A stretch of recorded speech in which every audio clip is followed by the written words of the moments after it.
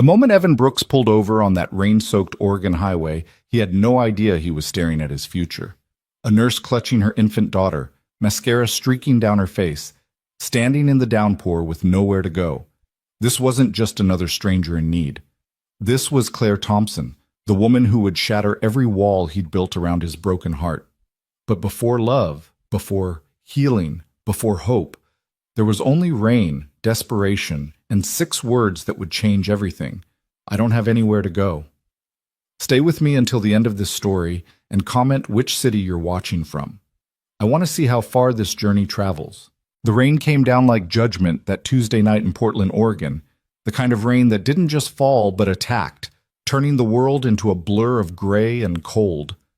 Evan Brooks hunched over the steering wheel of his 10-year-old Honda Civic, squinting through windshield wipers that squeaked their protest with every pass. His back ached from 14 hours on his feet at the warehouse, his hands were raw from lifting boxes, and his mind was already running through the evening's checklist. Pick up Noah from Mrs. Henderson's, heat up whatever leftovers were hiding in the back of the fridge, help with homework, bedtime story, collapse. The same routine he'd been running for 3 years straight. The same empty routine. His headlights caught something at the bus stop ahead. 2 figures huddled against the plexiglass shelter that did absolutely nothing to keep out this kind of rain. Evan's first instinct was to look away.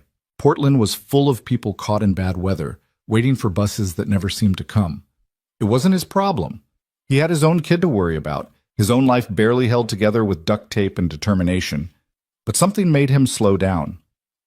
Maybe it was the way the smaller figure moved, the unmistakable shape of someone holding an infant, that protective curve of a parent's body shielding their child from the world. Maybe it was muscle memory from all those nights 3 years ago when he'd been the one standing in metaphorical rain, drowning in grief with a 7-year-old son who kept asking when mommy was coming home. Evan pulled over before his brain could talk him out of it. Through the passenger window, he could see her more clearly now. A woman in navy blue scrubs, soaked through completely, her dark hair plastered to her face. She was rocking back and forth, and even through the rain and glass, Evan could see her shoulders shaking. The baby in her arms was wrapped in what looked like a jacket. Her jacket, he realized, because she was standing there in just her scrubs, giving her child the only protection she had left to give. He rolled down the window. Rain immediately spattered the passenger seat. "Hey!" he called out. "Do you need help?" The woman's head snapped up, and Evan felt something twist in his chest. Her eyes were red, swollen from crying, and held a kind of desperation he recognized too well, the look of someone who'd already fallen off the edge and was just waiting to hit bottom. Her voice cracked. She looked down at the baby, then back at him, then at the empty street behind him as if calculating whether this stranger was a risk worth taking. "I don't know where to go." "Where are you trying to get to?" Evan asked, already unlocking the passenger door. "I can give you a ride." She didn't move, just stood there in the rain, shaking her head slowly. "There's nowhere to go. I don't have—" Her breath hitched, and she pressed her face against the baby's head for a moment, composing herself. When she looked back up, her eyes were hollow. "We don't have anywhere to go." The words hit Evan like a physical blow, not "I'm waiting for someone," or "I missed my bus," or any of the normal reasons someone might be stranded. This was something else entirely. This was free fall. "Get in the car," he said. And this time it wasn't a question. She hesitated for one more moment, a moment where Evan could see her weighing her options, calculating the dangers of a strange man in a beat-up car against the certain danger of spending the night on the streets with an infant. Then the baby made a small, distressed sound, and the calculation was over. She hurried around to the passenger side, moving with the careful, exhausted movements of someone who'd been running on empty for too long. She slid into the seat, bringing with her the smell of rain and antiseptic and something else, the acrid scent of fear. "Thank you," she whispered, adjusting the baby in her arms. The infant couldn't have been more than 6 months old, her tiny face scrunched up and red from crying. "Thank you so much." Evan cranked up the heat and pulled back onto the street, his mind racing. He should probably take her to a shelter. That was the logical thing to do, but it was almost 8 o'clock on a Tuesday night, and every shelter in Portland would be full by now. He knew that from the stories he'd heard at work, from the news, from living in this city long enough to understand how thin the safety net really was. "What's your name?" he asked, trying to keep his voice calm, unthreatening. "Claire." She was looking straight ahead, not at him, as if making eye contact would break whatever fragile composure she had left. "Claire Thompson, and this is Lila." "I'm Evan Brooks." He turned onto a side street, buying himself time to think. "Claire, I'm going to ask you something, and I need you to be straight with me. Are you running from someone? Abusive husband, boyfriend, anything like that?" She shook her head quickly. "No, nothing like that. She laughed, a bitter sound that was closer to a sob. "I wish it were that simple. At least then I could go to the police, right? No, I lost my job 3 weeks ago. Hospital buyout. They kept the senior nurses, let everyone with less than 5 years go, and my savings were already gone from—" She stopped, swallowed hard. "Medical bills. Lila has asthma, bad asthma. 3 ER visits in 4 months, and my insurance wasn't worth the paper it was printed on." Evan's hands tightened on the steering wheel. "So you got evicted?" "Last week. I stayed with a friend for a few days, but she's got her own problems. 2 kids in a 1-bedroom apartment, boyfriend who came back and didn't want us there. I've been trying to find work, but without an address, without childcare." She broke off again, and when she continued, her voice was barely above a whisper. "I went to 3 shelters today. They're all full. One said maybe they'd have space in 2 weeks. 2 weeks? What am I supposed to do for 2 weeks? The baby, Lila, started to fuss, a thin, exhausted crying that spoke of hunger and cold, and too many hours of stress transmitted from mother to child. Claire immediately started rocking her, making soft shushing sounds, but her own hands were trembling so hard that the comfort she was trying to offer seemed impossible. Evan made a decision. "My house is about 15 minutes from here," he said. "I have a spare room. You and Lila can stay there tonight. Tomorrow we'll figure out the next steps." Claire's head whipped toward him. "What? No, I can't. I don't even know you. You don't know me. I could be—" "You're a mother who stood in the rain to keep her baby dry," Evan interrupted. "That tells me everything I need to know." He glanced at her briefly before returning his eyes to the road. "Look, I'm a single dad myself. My son Noah is 7. My wife died 3 years ago, cancer, and I spent a long time after that feeling like I was drowning. I know what it's like to need help and not know where to find it. So yeah, you can absolutely say no if this feels weird or dangerous. I'll take you wherever you want to go, but if you need a safe place for the night, I'm offering." Silence filled the car except for Lila's quiet whimpering and the steady drum of rain on the roof. Evan could feel Claire studying him, trying to read him, trying to decide if this was salvation or another disaster waiting to happen. "Why?" she finally asked. "Why would you do this?" Evan was quiet for a moment, thinking about how to answer. "Because 3 years ago, when my wife was in the hospital and I was trying to take care of a 4-year-old and work and keep our house and not fall apart, a stranger at the grocery store saw me having a breakdown in the cereal aisle.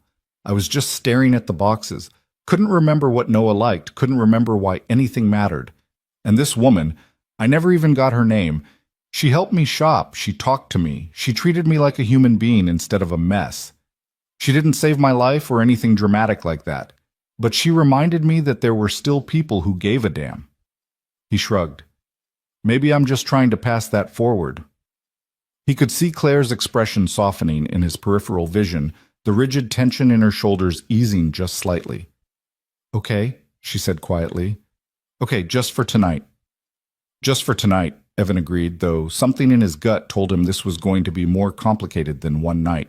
They drove in silence for a while, winding through the wet streets of Portland.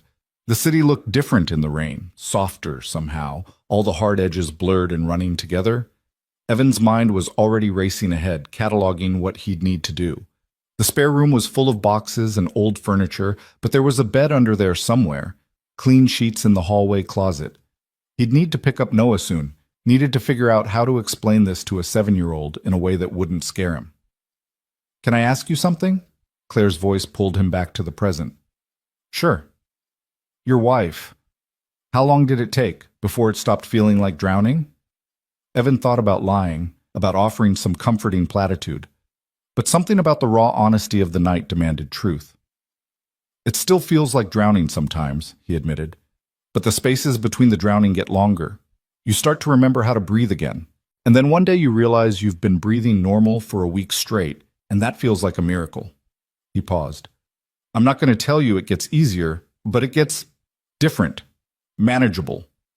Claire nodded, looking down at Lila, who had finally quieted down and was staring up at her mother with those wide, trusting eyes that infants have.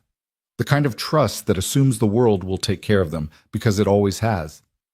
I'm supposed to be the one taking care of her, Claire said so quietly Evan almost didn't hear.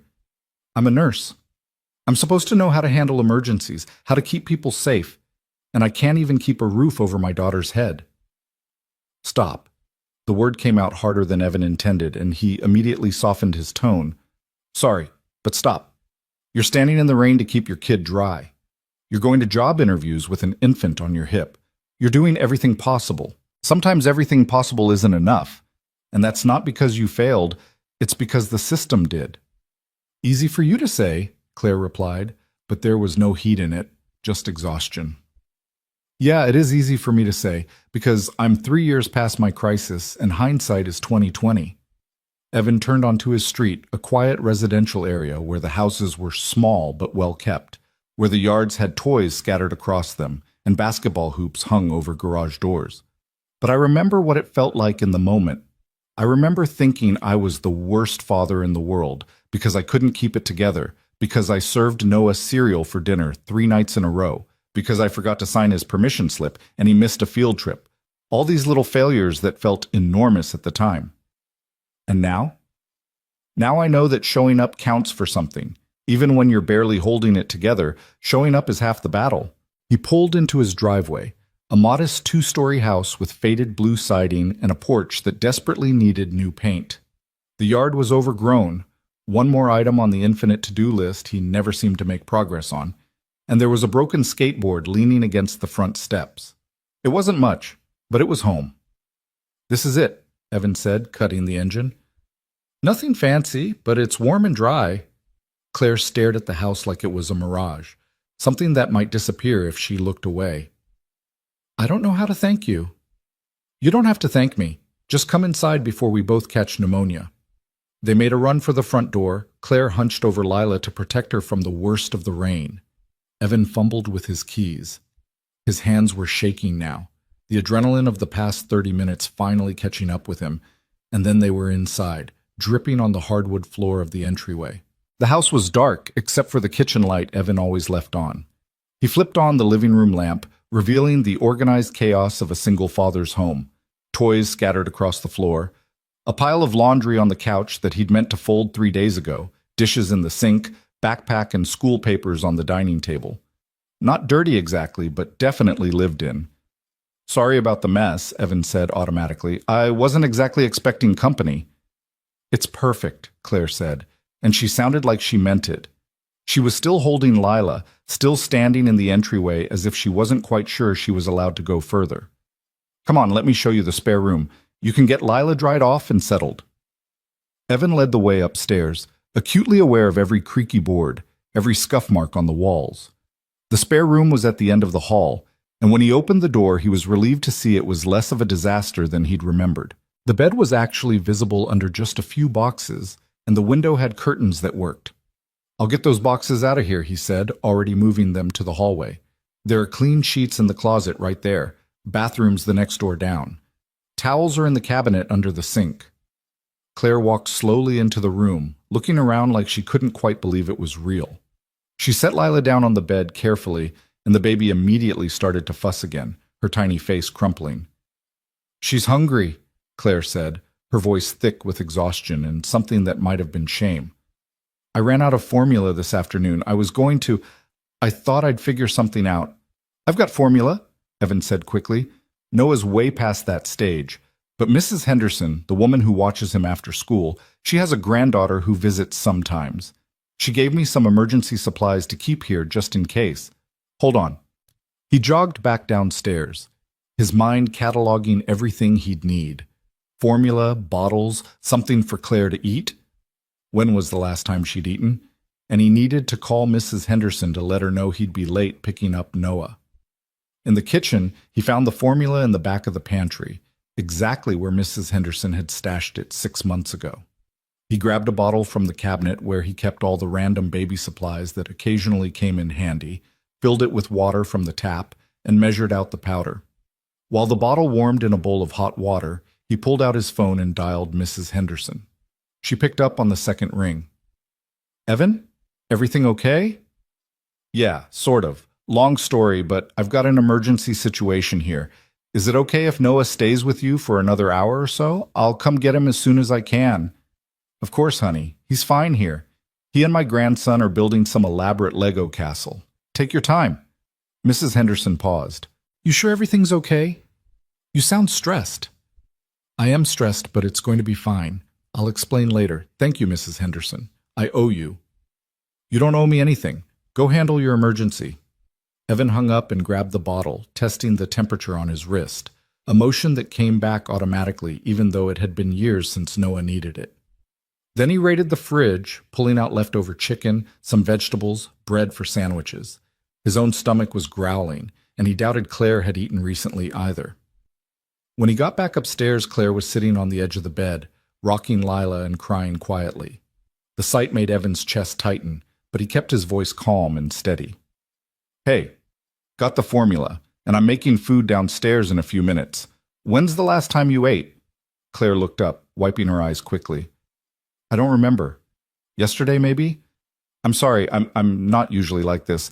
I don't fall apart. I don't cry in strangers' houses." "You're not in a stranger's house," Evan said gently, handing her the bottle. "You're in my house, and crying is allowed here. Actually, it's practically mandatory some days." Claire took the bottle with shaking hands and offered it to Lila, who latched on immediately and started drinking with the desperate intensity of a very hungry baby. The relief on Claire's face was almost painful to watch. "Thank you," she whispered. "I don't just mean for the formula, I mean for all of this. For stopping. For bringing us here. For not treating me like a failure." Evan sat down in the old desk chair in the corner, giving her space but staying close enough to talk. "You're not a failure. You're a person caught in a bad situation. There's a difference." "Is there?" Claire's laugh was hollow. "Because from where I'm sitting, it feels the same." "I get that. I really do." Evan leaned forward, resting his elbows on his knees. "When my wife Sarah was dying, I felt like I was failing every single day. Failing her because I couldn't save her. Failing Noah because I was too wrapped up in my grief to be the dad he needed. Failing at work because I couldn't concentrate. Failing at basic things like remembering to pay the electric bill or buy groceries. And then after she died, it got worse. I'd forget to pick Noah up from school. I'd go to work wearing 2 different shoes. I once got pulled over because I ran a red light, didn't even see it. I was just driving on autopilot, thinking about nothing and everything at the same time." Claire was watching him now, really watching him, and Lila was drinking her bottle with her eyes half closed in contentment. "What changed?" Claire asked. "Nothing. And everything." Evan shrugged. "There was no magic moment where everything got better. I just started having more okay days than bad days. I found a rhythm. Noah and I figured out how to be a family of 2 instead of 3. I stopped comparing myself to the dad I was when Sarah was alive and started trying to be the dad Noah needed in this new reality, and I let people help me. That was the hardest part, admitting I couldn't do it alone." "I don't have people," Claire said quietly. "My parents died in a car accident when I was 20. I have a sister in Florida, but we haven't talked in years. Bad falling out over something stupid. And friends—" She paused. "Everyone has their own problems. I can't keep asking for help." "Why not?" "Because eventually they get tired of you. Eventually you become the friend who's always in crisis, always needing something. And then you're not a friend anymore. You're a burden." Evan thought about that for a moment. Maybe. Or maybe the people who get tired weren't really your people to begin with. Real friends, real community. They stick around for the hard stuff. "That's a nice thought," Claire said, and she didn't sound convinced. They sat in silence for a while, watching Lila finish her bottle. The baby's eyes were fully closed now, her tiny body finally relaxing into sleep after what had probably been a terrifying, exhausting day. I should let you rest, Evan said, standing up. I'm going to go pick up my son and make some food. Do you want me to bring you something up here, or do you think you can come downstairs? I'll come down, Claire said quickly. If that's okay. I don't want to hide up here like some kind of charity case. You're not a charity case. You're a guest. Evan moved toward the door, then paused. And Claire, tomorrow we'll figure out a plan. Job applications, childcare resources, whatever you need. But tonight, just rest. You're safe here. Her eyes filled with tears again, but she nodded. Okay. Thank you. Really, thank you. Evan headed back downstairs, his mind spinning. What the hell had he just done? He'd brought home a complete stranger and her infant daughter. He was going to have to explain this to Noah. Mrs. Henderson would probably have questions. And beyond tonight, what then? He couldn't just kick them out tomorrow, but he also couldn't take on the responsibility of 2 more people when he was barely managing his own life. One step at a time, he told himself. 1 step at a time. He was pulling together ingredients for sandwiches when he heard soft footsteps on the stairs. Claire appeared in the kitchen doorway, having changed out of her wet scrubs into, he realized with a start, they were Sarah's old clothes. He must have left them in the spare room closet, forgotten remnants of a life that felt like it belonged to someone else. I hope it's okay, Claire said, gesturing to the sweatpants and t-shirt she was wearing. They were in the closet. I can change back if... No, it's fine, Evan said quickly, pushing down the sudden wave of emotion. They were my wife's. I should probably donate them anyway. I'm sorry, I didn't know. Don't be sorry, she would have wanted them to be useful. And surprisingly, that was true. Sarah had always been practical, always the first to help someone in need. She would have done exactly what Evan was doing tonight, probably would have done it faster and better. Let me help, Claire said, moving into the kitchen. Please, I need to do something with my hands. They worked in comfortable silence, assembling sandwiches and heating up leftovers.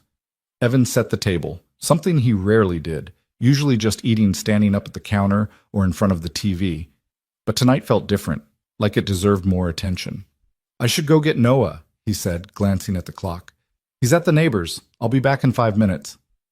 Noah, Claire repeated. You said he's 7? Yeah, good kid. Obsessed with dinosaurs and Lego and asking approximately 10,000 questions per day. Evan smiled despite everything. He's going to be curious about you. Fair warning. I'm good with kids, Claire assured him. Occupational hazard. Evan grabbed his jacket and headed out into the rain, which had finally lessened to a steady drizzle. Mrs. Henderson's house was 3 doors down, a warm beacon of light in the dark street. He rang the doorbell and waited, trying to figure out exactly what he was going to say. Mrs. Henderson answered with Noah hovering behind her, backpack already on his shoulders. There you are! Noah's been waiting patiently. She gave Evan a meaningful look that said they'd be having a longer conversation later. Thanks again, Mrs. Henderson. I really appreciate it. Evan ruffled Noah's hair. Hey, bud. Ready to go home? Dad, me and Jacob built this awesome castle, and it has a working drawbridge, and Noah was already launching into the detailed explanation that Evan knew would last all the way home. That's great, Noah. Tell me all about it. He guided his son toward the door, then turned back to Mrs. Henderson. I'll explain everything tomorrow, I promise. You better, she said, but her eyes were kind. And Evan, whatever you're dealing with, you know I'm here if you need anything. I know, thank you. The walk home was filled with Noah's enthusiastic description of the castle, the drawbridge, the Lego knights, and the elaborate battle scene they'd created. Evan let the chatter wash over him, grateful for the normalcy of it, the reminder that his first responsibility was still to this energetic 7-year-old who trusted him completely. They were almost at the front door when Noah suddenly stopped. Dad, why is there a light on in the spare room? Evan took a breath. Because we have guests, buddy. A woman named Claire and her baby daughter, Lila. They needed a place to stay tonight, so I told them they could stay with us. Noah's eyes went wide. A baby, like a real baby. Yes, a real baby. About 6 months old. Cool! Noah was already pushing past him toward the door. Can I see her? Does she cry a lot? Does she eat real food or just bottles? Cameron at school has a baby sister and she screams all the time and Noah, slow down. Evan caught his son's shoulder gently. Listen to me for a second. Claire and Lila have had a really hard day. They're going to be tired and maybe a little scared because they don't know us yet. So I need you to be on your best behavior, okay? That means inside voice, gentle movements, and if they need space, we give them space. Can you do that? Noah nodded solemnly, his face taking on the serious expression he used when Evan gave him important responsibilities. I can do that. I'll be super quiet and super gentle. That's my guy. They went inside to find Claire in the kitchen, putting food on plates. She looked up when they entered, and Evan saw her expression shift from nervous to cautiously friendly. You must be Noah, she said. Your dad told me about you. I'm Claire. Noah stared at her for a moment, taking in the sight of a stranger in his kitchen. Then, with the blunt curiosity of a 7-year-old, he asked, Why do you need to stay at our house? Noah, Evan started, but Claire held up a hand. It's okay.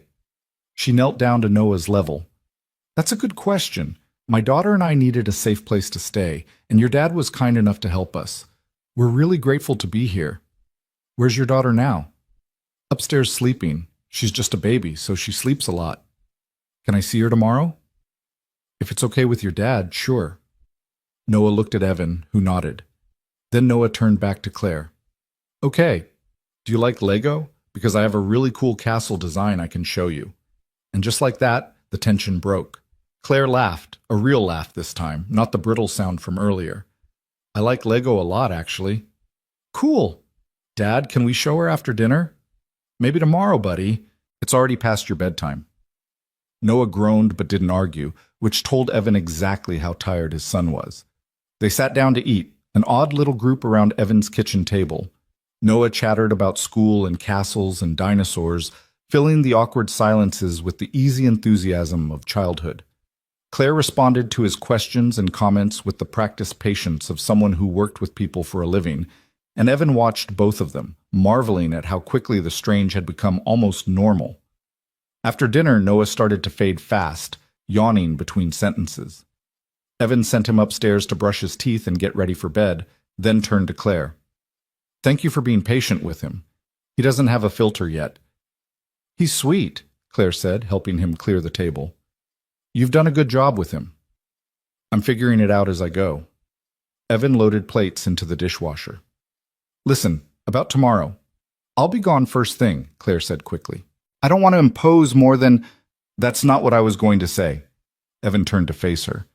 I was going to say that tomorrow we should sit down and make a real plan, not just for the next day or two, but for the next few weeks. You need time to find a job, find childcare, get back on your feet. That's not going to happen overnight. Claire's expression was unreadable. Evan, I can't ask you to eat. You're not asking, I'm offering, and before you argue, think about Lila. Think about what's best for her. It was a low blow, and Evan knew it. But it was also the truth. Claire's face cycled through a dozen emotions, pride, shame, gratitude, fear, before finally settling on reluctant acceptance. Okay, she said quietly. Okay, but I'm paying you back. Somehow. I don't know how yet, but I will. We'll figure it out. Evan heard Noah calling from upstairs. I need to go do bedtime. Make yourself at home. Watch TV, take a shower, whatever you need. I left some extra toiletries in the bathroom. Thank you, Claire said for what felt like the 100th time. Stop thanking me and just breathe, Evan replied, heading for the stairs. Bedtime with Noah was the usual routine. Brush teeth, put on pajamas, pick out a book. Tonight Noah chose a dinosaur encyclopedia, and Evan read about velociraptors and triceratops in a low, soothing voice, while his son fought to keep his eyes open. Dad? Noah murmured, just as Evan was about to turn off the light. Yeah, buddy. Is Claire going to be sad like you were sad after Mom died? The question hit Evan hard, a reminder that kids saw more than adults gave them credit for.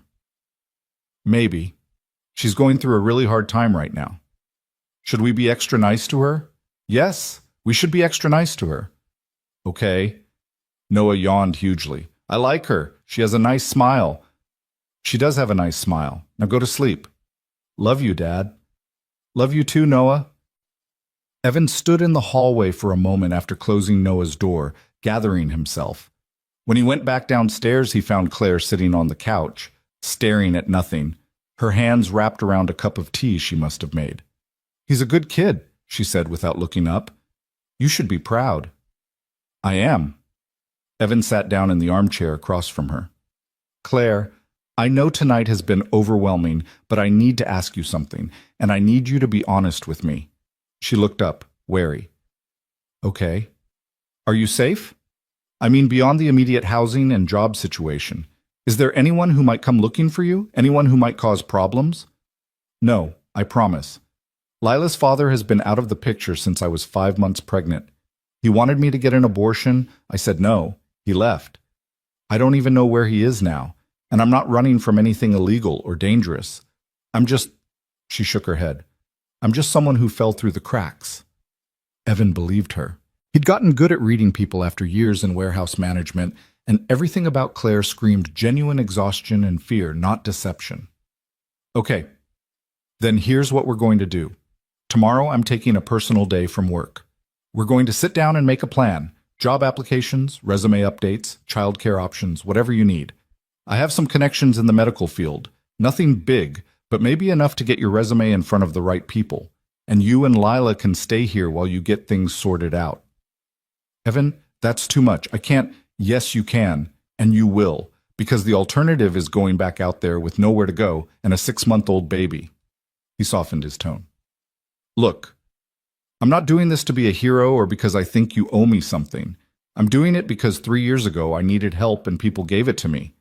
I'm doing it because if our situations were reversed, I'd want someone to help Noah. And I'm doing it because it's the right thing to do.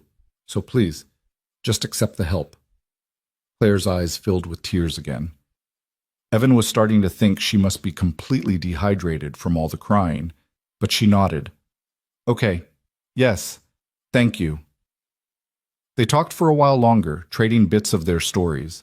Evan learned that Claire had been a nurse for 6 years, that she specialized in pediatrics, that she'd loved her job before the hospital buyout gutted her department. He learned that Lila's asthma had started at 4 months, that the medical bills had piled up faster than Claire could manage, that she'd been 1 paycheck away from disaster when that paycheck got taken away. In return, Evan told her about Sarah, about the 2-year battle with breast cancer that they'd thought they were winning until they weren't, about the confusion and grief of those first months after her death, about learning to be both mother and father to a traumatized 5-year-old, about the slow, painful process of building a new life from the rubble of the old one. How do you do it? Claire asked. How do you keep going when everything feels impossible? Evan thought about it. You just do, because what's the alternative? I had Noah depending on me. I couldn't fall apart completely, so I fell apart in pieces and put myself back together in between. It wasn't pretty, but it worked. And eventually the pieces started fitting together better. I'm scared, Claire admitted. I'm so scared I'm going to screw this up, that I'm going to fail Lila. You won't. You know how I know? Because you're here. Because you stood in the rain to keep your daughter dry. Because you're fighting. That's what matters. It was well past midnight when they finally called it a night. Evan showed Claire where everything was one more time, made sure she had what she needed, then headed to his own room. He lay in bed staring at the ceiling, his mind racing. What had he just done? Invited a stranger and her baby to live in his house? Made promises he might not be able to keep? And yet, despite the chaos and uncertainty, he felt something he hadn't felt in a long time. He felt useful, needed, like he was doing something that mattered. Sarah would have approved. That thought settled something in his chest, eased the guilt he always felt when he thought about moving on, about opening his life to someone new. She would have brought Claire and Lila home in a heartbeat. She would have been making plans already, pulling strings, finding solutions. Maybe Evan couldn't do it as smoothly as Sarah would have, but he could do it, one day at a time. Outside, the rain continued to fall, washing the streets clean, filling the gutters, feeding the earth. And inside a modest house in Portland, 4 people slept under one roof, connected not by blood or history, but by circumstance and the simple human instinct to help when help was needed. Tomorrow would bring complications and questions and the hard work of building something stable from this fragile beginning. But tonight, they were safe. They were dry. They were fed. And sometimes, Evan thought as he finally drifted off to sleep, sometimes that had to be enough. Morning came too early, filtering through the curtains in shades of gray that matched the lingering clouds outside.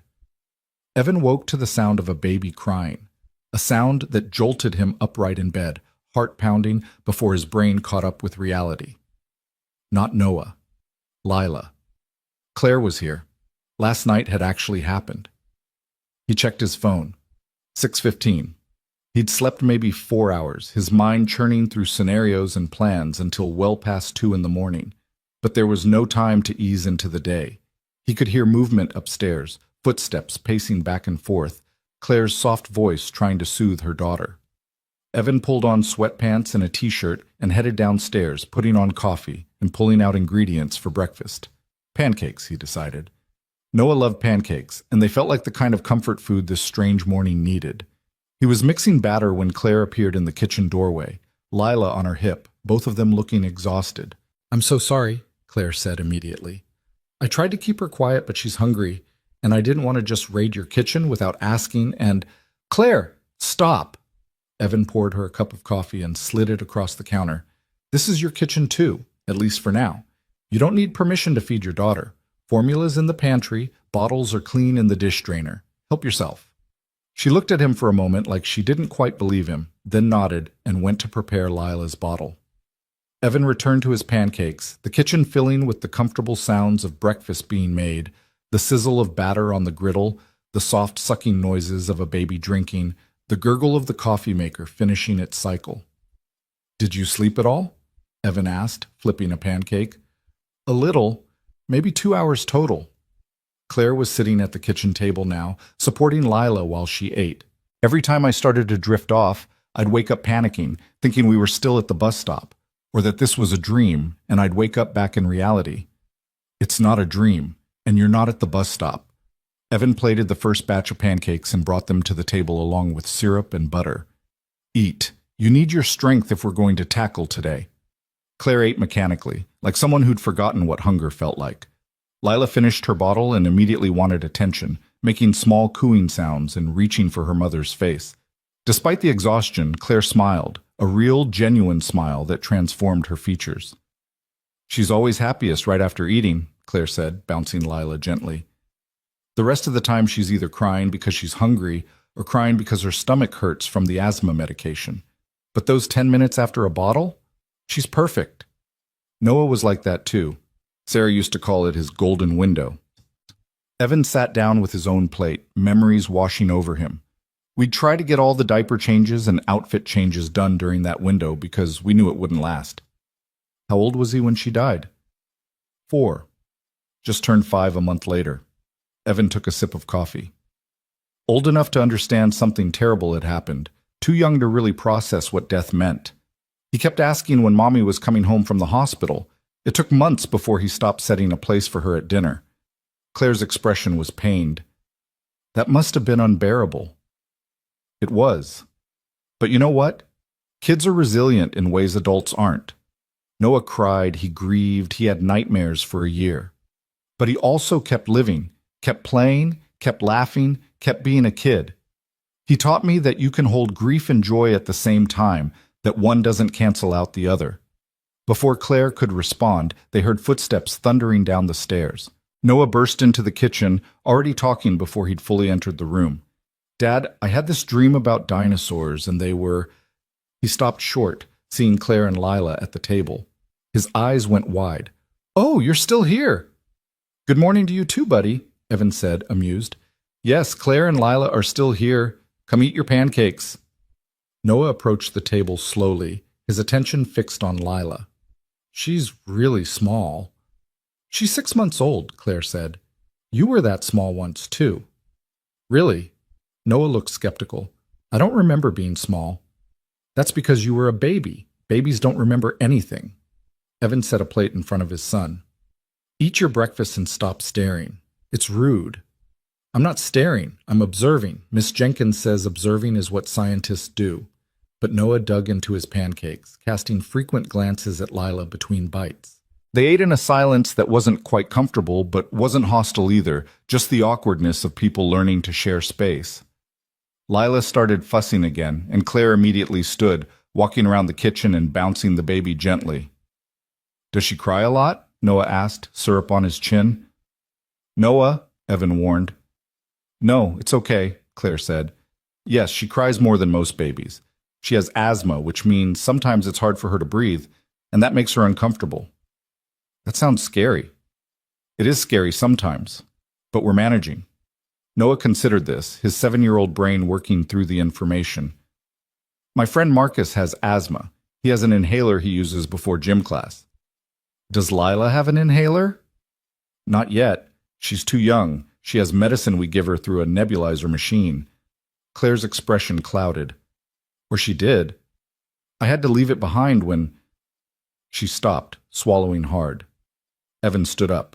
What kind of nebulizer? Maybe we can get a replacement. You can't just get a replacement, Claire said, her voice tight. They cost hundreds of dollars, and I'd need a prescription, and I don't have a doctor here yet because I haven't had time to... She broke off, breathing hard, Lila picking up on her mother's stress and starting to wail. Okay, breathe, Evan said calmly. We'll figure it out.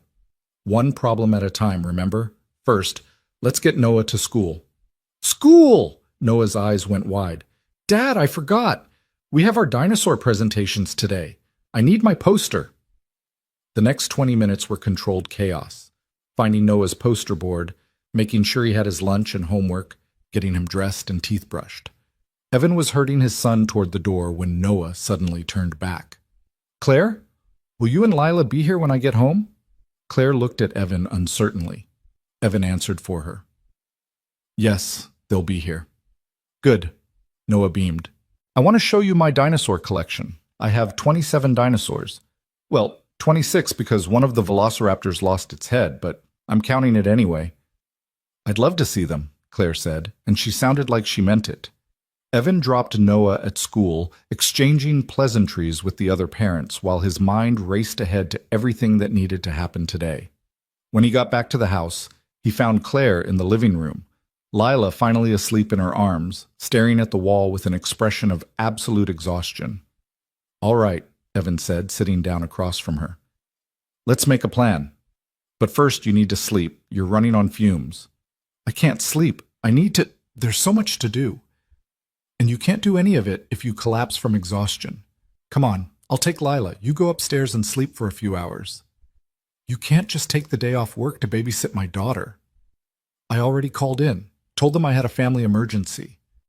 Evan held out his arms for Lila. And I'm not babysitting. I'm helping. There's a difference. Claire hesitated, then carefully transferred the sleeping baby into Evan's arms. Lila stirred but didn't wake, her tiny face peaceful in sleep. Claire watched them for a moment, her expression unreadable. I don't know how to accept this much help, she admitted quietly. I'm not used to it. I wasn't either. Sarah had to literally force me to let people help after she died. She'd made these arrangements before. His voice caught. Before the end. Had people signed up to bring meals, to watch Noah, to help with the house. And I was so angry about it at first. Felt like charity, like pity. But then I realized she was still taking care of us, even after she was gone. She was teaching me that accepting help isn't weakness, it's wisdom. Claire's eyes filled with tears. Again, always again, and she nodded. Okay, I'll try to sleep, just an hour. 3 hours minimum. I'll wake you if Lila needs you. She went upstairs and Evan heard the spare room door close. He looked down at the baby in his arms, this tiny human who'd crashed into his life less than 12 hours ago. Lila's mouth was moving in her sleep, probably dreaming about milk. Her fingers were curled into small fists, her breathing steady and even. For a moment, Evan was transported back 7 years holding newborn Noah for the first time, terrified and amazed in equal measure. Sarah beside him in the hospital bed, exhausted and radiant, telling him, "You're going to be an amazing father." He'd believed her then. Wasn't sure he believed it now, most days. His phone buzzed. A text from Mrs. Henderson. Everything okay? Saw you had Claire's car in the driveway all night. Evan smiled despite himself. Nothing happened on this street without Mrs. Henderson noticing. He typed back with one hand, the other supporting Lila. Long story, we'll explain later. Everything's fine, promise. Her response came immediately. I'll bring dinner over tonight, no arguments. That was Mrs. Henderson, always helping, always showing up. She'd been a lifeline after Sarah died, the kind of neighbor who just appeared with casseroles and offers to watch Noah without being asked. Evan made a mental note to figure out how to properly thank her someday. Lila slept for another hour before waking with a whimper that quickly escalated to a full cry. Evan warmed a bottle, the motion already becoming familiar again, and fed her while pacing the living room the way he'd done countless times with Noah. It was amazing how quickly the muscle memory came back. He was burping Lila when his phone rang. The warehouse, probably wondering when he'd be back. But the caller ID showed a different number, one he recognized from the hospital where Sarah had spent her final weeks. Hello? Mr. Brooks? This is Jennifer Chen from the cardiac unit at Mercy Hospital. I know this is out of the blue, but I heard through the grapevine that you might be helping a nurse who's looking for work. Evan's mind raced. How did you... Mrs. Henderson called me this morning, said you had someone staying with you who needed connections in the medical field. I'm not usually one for gossip, but Gladys Henderson doesn't call unless it's important. Of course, Mrs. Henderson had already started making calls. Evan felt a rush of gratitude so strong it almost knocked him over. Her name is Claire Thompson, pediatric nurse, 6 years experience. She was at Portland General until the buyout last month. I remember that buyout. We scooped up some of their staff. What's her specialty? Pediatrics, but I think she's pretty flexible at this point. She's got a 6-month-old daughter, and she needs something with regular hours if possible. There was a pause on the other end. We just lost one of our PEDS nurses to a family relocation. Position's been open for 2 weeks. The pay isn't great, and the hours can be rough, but it's full-time with benefits. Think she'd be interested? Yes, Evan said without hesitation. Absolutely yes. When can she come in for an interview? How about Monday? We're short-staffed, so if her credentials check out, we could probably fast-track the whole thing. Monday's perfect. Thank you, Jennifer. I mean it. Thank you for being there for Sarah. I remember you, the husband who never left her side. We don't forget the good ones. Evan's throat tightened. I appreciate that. He hung up and just stood there for a moment, Lila dozing against his shoulder. Less than 24 hours since he'd picked up Claire in the rain, and already things were moving. It felt like the universe aligning, like maybe sometimes things actually did work out. He heard footsteps on the stairs. Claire appeared, looking slightly more rested but still wary, like she expected everything to have disappeared while she slept. She okay? Claire asked, reaching for Lila. She's perfect. Ate about 30 minutes ago. Evan handed over the baby and watched Claire's shoulders relax as soon as her daughter was back in her arms. And I have news. A friend from Mercy Hospital called. They have an opening in their pediatrics unit. Interviews Monday, if you want it. Claire stared at him. What? How did you... Monday is 3 days away. I don't even have interview clothes or a current resume or... We'll handle all of that today, right now. Evan was already moving toward the stairs. I have Sarah's old laptop. We'll update your resume, maybe create a portfolio if you have any certifications or special training, and clothes. He paused, thinking. Sarah was about your size. There are some of her professional clothes still in the closet upstairs. You could wear those. Evan, I can't wear your dead wife's clothes to a job interview. That's practical, Evan interrupted firmly. That's practical. And Sarah would have insisted. She was a doctor. You're a nurse. She'd have wanted her clothes going to someone who'd actually use them for something important. Claire looked like she wanted to argue but couldn't find the words. Finally, she just nodded. Okay, thank you, but I'm paying you back for all of this. We'll keep a tab, Evan said, already heading to dig out the laptop. Right now, let's just focus on getting you that job.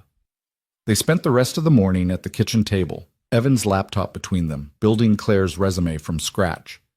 She'd had one, she explained, but it had been on a phone she'd lost 2 weeks ago when it died, and she couldn't afford to replace it. Everything, contacts, photos, documents, just gone. Tell me about your experience, Evan said, fingers poised over the keyboard. Start with your first nursing job and work forward.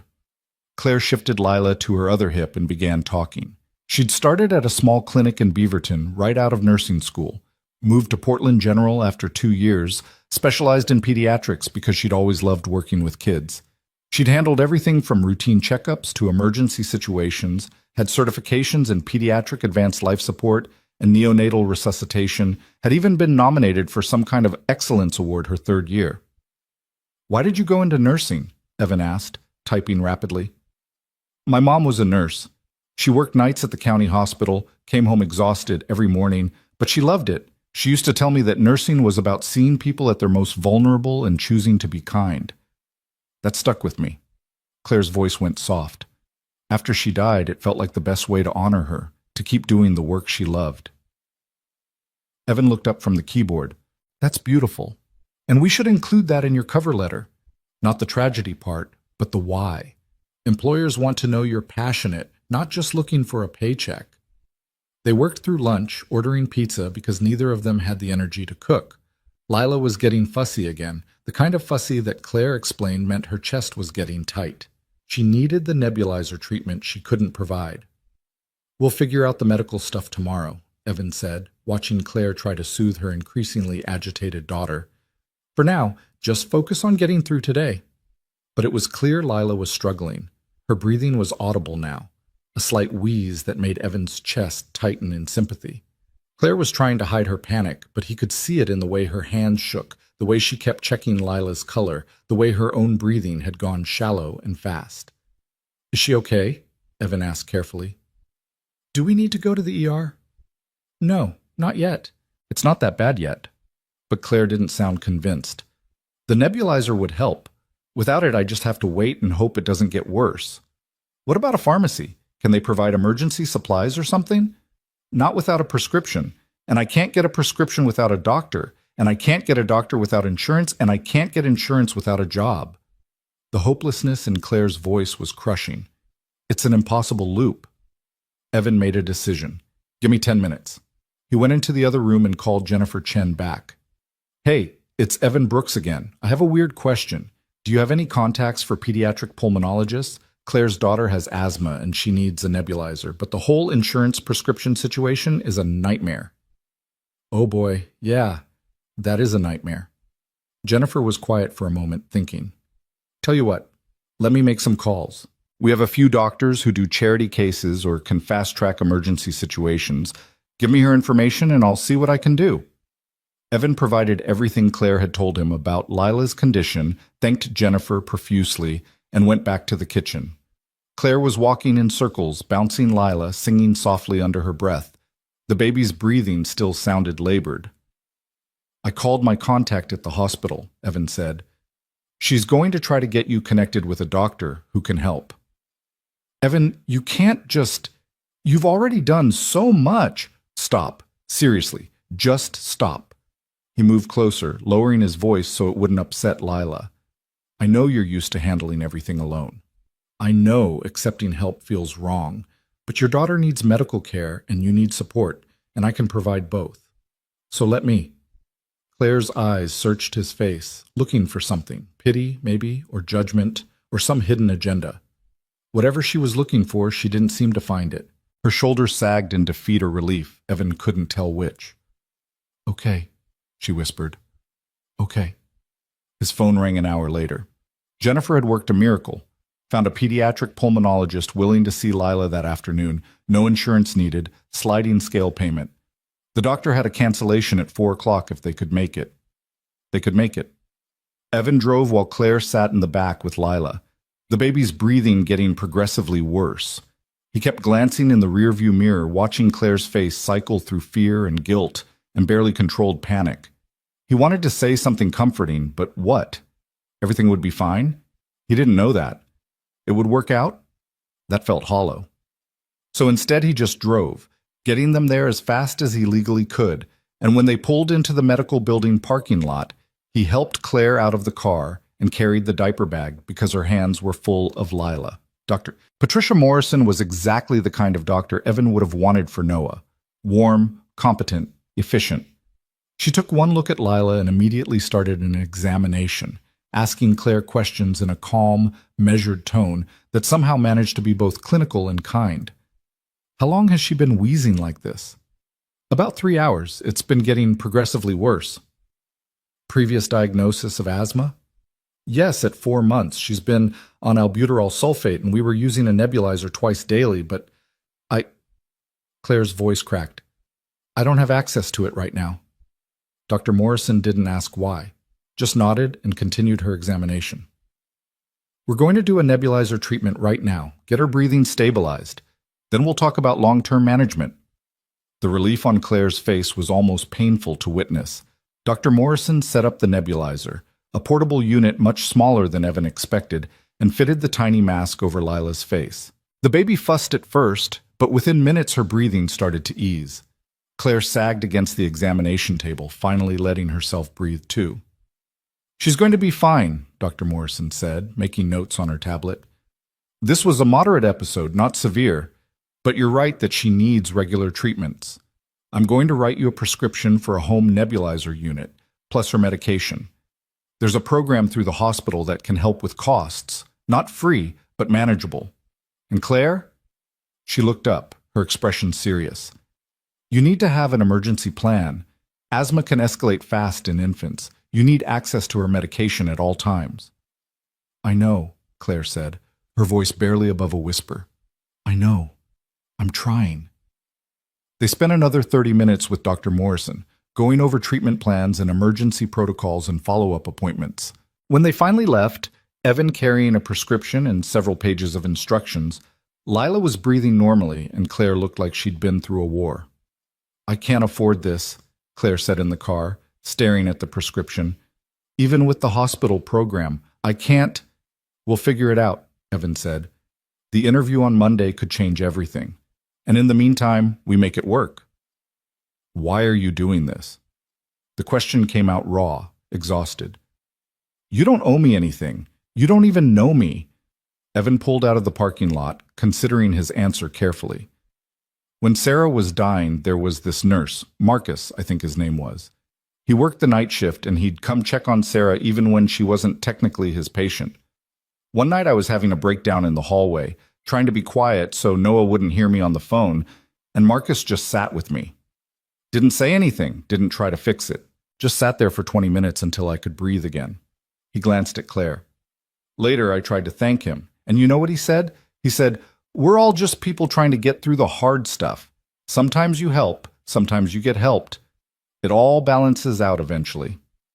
Claire was quiet for a long moment. Did it? Balance out?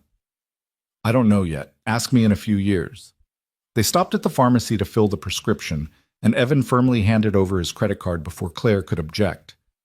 $347 later, they had a nebulizer and a month's supply of medication. Claire looked sick watching the transaction, but Evan just shrugged. Add it to the tab, he said, and carried everything back to the car. When they got home, Noah was already there. Mrs. Henderson had picked him up from school and brought him home, bless her. She was in the kitchen making dinner, humming to herself, acting like this was completely normal. There you are, she called out when they came in. I'm making lasagna, and before you argue, Evan Brooks, I'm making enough for an army, so you better accept it gracefully. Yes, ma'am, Evan said, grinning despite everything. Noah came barreling down the stairs, skidding to a stop when he saw Lila. Is she okay? She looks sick. She's better now, Claire said. She just had trouble breathing for a while. Like Marcus at school. He uses his inhaler, and then he's fine. Noah moved closer, studying Lila with that intense focus kids bring to everything. Can I hold her? Claire hesitated, then looked at Evan. He nodded. Go sit on the couch, and we'll let you try. 5 minutes later, Noah was sitting very still and very seriously on the couch, Lila propped carefully in his lap under Claire's watchful eye. The baby stared up at Noah with wide, curious eyes, and Noah stared back like he'd been entrusted with the world's most precious treasure. She's really light, Noah observed, and she smells weird, but good weird. That's baby smell, Claire said, smiling. Powder and lotion and milk. Dad, when I was a baby, did I smell weird? The weirdest, Evan confirmed. You also spit up constantly. Claire, be glad Lila seems to have a stronger stomach. They all laughed, and for a moment, just a moment, everything felt normal, like they were a family who'd always been together, sharing dinner preparations and baby duties and easy conversation. Mrs. Henderson caught Evan's eye from the kitchen and winked, and he knew she was thinking the same thing. Dinner was chaos in the best way. Noah talking nonstop about his dinosaur presentation, Mrs. Henderson telling stories about the neighborhood drama, Claire slowly relaxing enough to join the conversation. Lila sat in an improvised high chair made of pillows and couch cushions, gumming a teething ring and watching everything with wide eyes. After dinner, Mrs. Henderson pulled Evan aside. That girl's had it rough. Yeah, I'm trying to help. I know you are, and I'm proud of you for it. She patted his arm. But be careful, honey. I see the way you look at her. Mrs. Henderson, I'm not judging. Lord knows you deserve some happiness. Just be careful. She's vulnerable. You're her rescuer. Those lines can get blurry fast. Evan knew she was right. He'd been thinking the same thing himself, late at night when he couldn't sleep. But what was he supposed to do? Turn them away? I'm just helping her get back on her feet. That's all. Mrs. Henderson didn't sound convinced. Well, you know where to find me if you need anything, and I'll be by tomorrow with breakfast supplies. You're out of eggs. After she left, Evan helped Claire set up the nebulizer in the spare room, showing her where he'd cleared space in the bathroom for Lila's supplies. They did Lila's evening treatment together, Evan holding the squirming baby while Claire administered the medication with practiced efficiency. You're good at this, Claire observed. The whole dad thing. I fake it mostly, but thanks. He adjusted his grip as Lila tried to grab the nebulizer mask. You're pretty good at the mom thing too, despite what you seem to think. I don't feel good at it. I feel like I'm failing constantly. Welcome to parenthood. That's basically the whole job description. Claire laughed, a real genuine laugh that transformed her whole face. Evan found himself staring, then deliberately looked away. Mrs. Henderson's warning was echoing in his head. Later, after Noah was in bed and Claire had disappeared upstairs with Lila, Evan sat alone in the living room with a beer he wasn't really drinking. The house was quiet, but it was a different kind of quiet than usual. Not empty, just peaceful. His phone buzzed.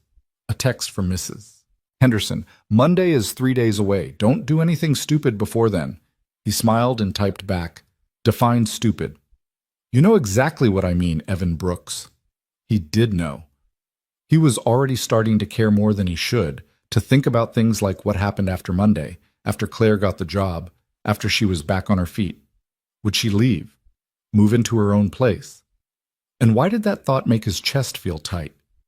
Sarah had been gone for 3 years. 3 years of grief and healing and learning to be whole again. He'd dated a few times, awkward dinners that went nowhere, women who were nice but wrong.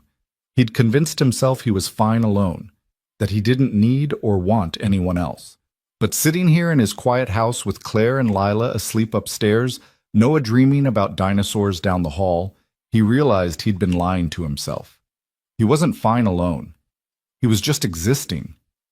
There was a difference. He heard footsteps on the stairs. Claire appeared, wrapped in one of Sarah's old robes, looking uncertain. Can't sleep? Evan asked.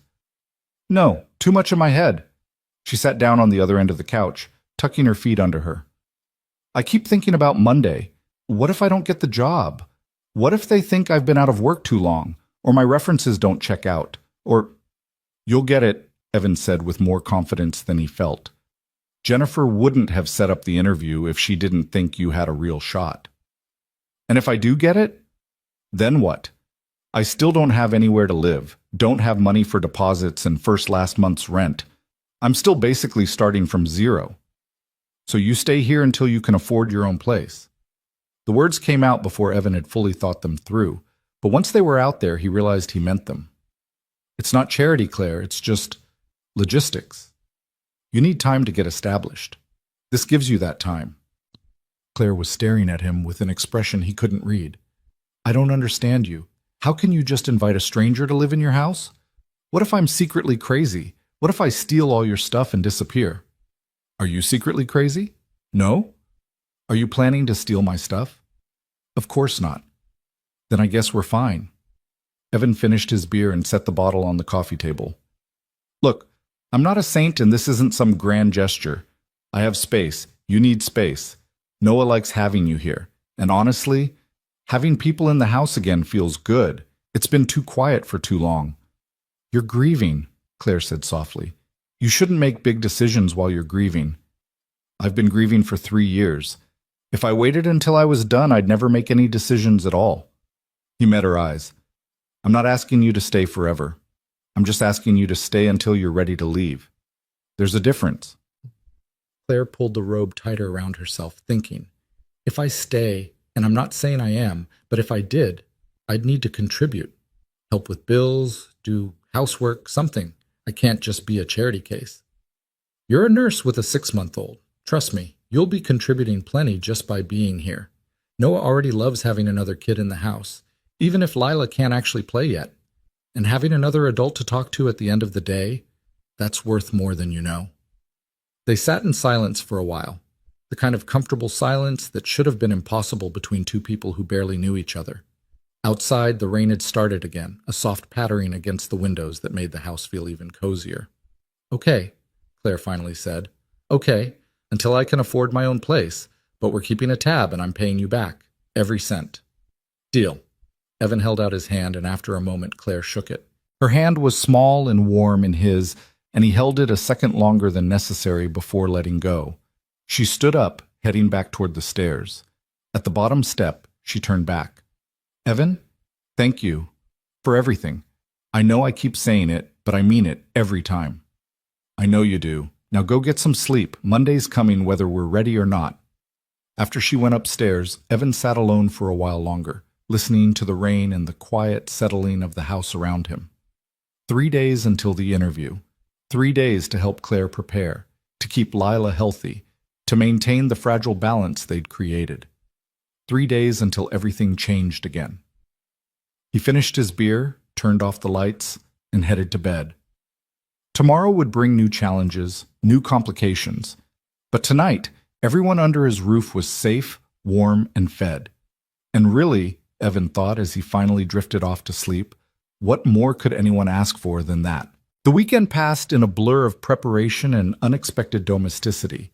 Saturday morning found Evan and Claire at the kitchen table again, this time practicing interview questions while Noah entertained Lila with an elaborate puppet show using stuffed dinosaurs. The baby's delighted squeals provided a soundtrack to their work, and more than once Evan lost his train of thought, watching Claire's face soften when she looked at her daughter. Tell me about a time you had to handle a difficult patient, Evan said, reading from a list of common interview questions he'd found online. Claire thought for a moment. There was a 12-year-old boy, Marcus, who came in with a broken arm, skateboarding accident. But he was terrified of needles, absolutely panicking at the thought of an IV for pain medication. His parents were getting frustrated, the doctors were getting impatient, and Marcus was working himself into a full anxiety attack. What did you do? I sat down with him, ignored everyone else in the room, and asked him about skateboarding. Got him talking about tricks and his favorite skate park and this YouTube channel he followed, kept him distracted while I prepped the IV site, kept talking while I inserted it. He didn't even realize I'd done it until it was over. She smiled at the memory. His mom cried and hugged me, said nobody else had even tried to connect with him. They just wanted to get it done. That's perfect, Evan said, making notes. That shows empathy, problem-solving, ability to work under pressure. Use that example. They worked through question after question, Evan pushing her to articulate things she did instinctively, to put words to the intuitive care that made her good at her job. Claire grew more confident with each answer, her posture straightening, her voice getting stronger. You're going to crush this interview, Evan said finally, closing the laptop. Jennifer's going to wonder why you were ever unemployed in the first place. Don't jinx it, Claire said, but she was smiling. A real smile that reached her eyes, transforming her whole face in a way that made Evan's heart do something complicated in his chest. Noah chose that moment to crash into the table, breathless with excitement. Dad, Claire! Lila laughed, like a real laugh. Come see. They spent the next hour on the floor of the living room, taking turns making silly faces and sounds, to coax more laughter from Lila. The baby obliged, her giggles bright and pure, and Noah took credit for being the funniest person in the house. Claire recorded videos on Evan's phone, her own laughter mixing with her daughter's in a way that felt like healing, like maybe the worst was actually behind them. Mrs. Henderson stopped by around lunch with enough food for a week, as promised. She didn't stay long, but managed to pull Evan aside in the kitchen while Claire was upstairs changing Lila. "She looks better," Mrs. Henderson observed, loading casseroles into the refrigerator. "Not so much like a ghost." "She's getting there. Interview's Monday." "I heard. Jennifer called me this morning, wanted to know more about Claire's background."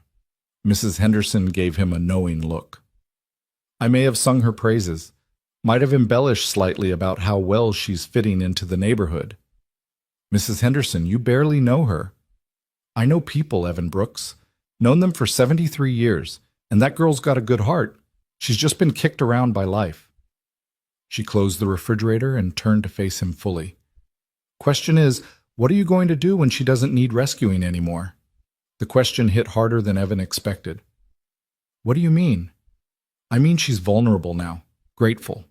Easy to mistake gratitude for something else. But when she's back on her feet, has her own job, and her own place, when she's not dependent on you anymore, what then?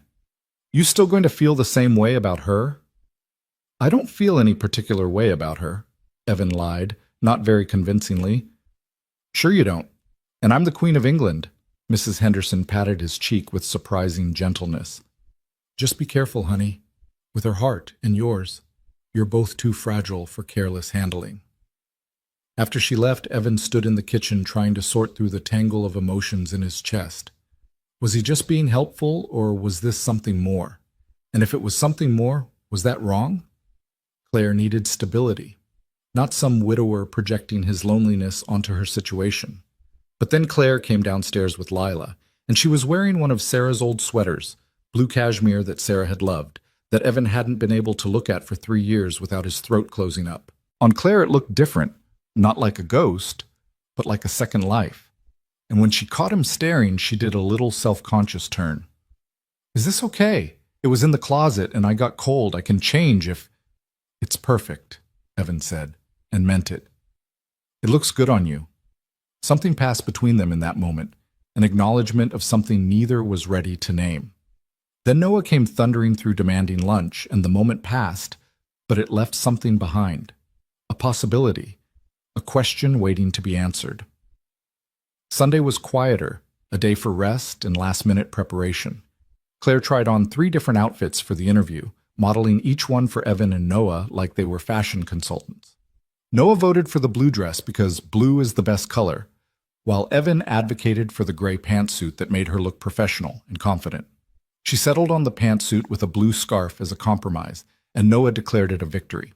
That evening, after Noah was in bed, Evan found Claire on the back porch despite the cold.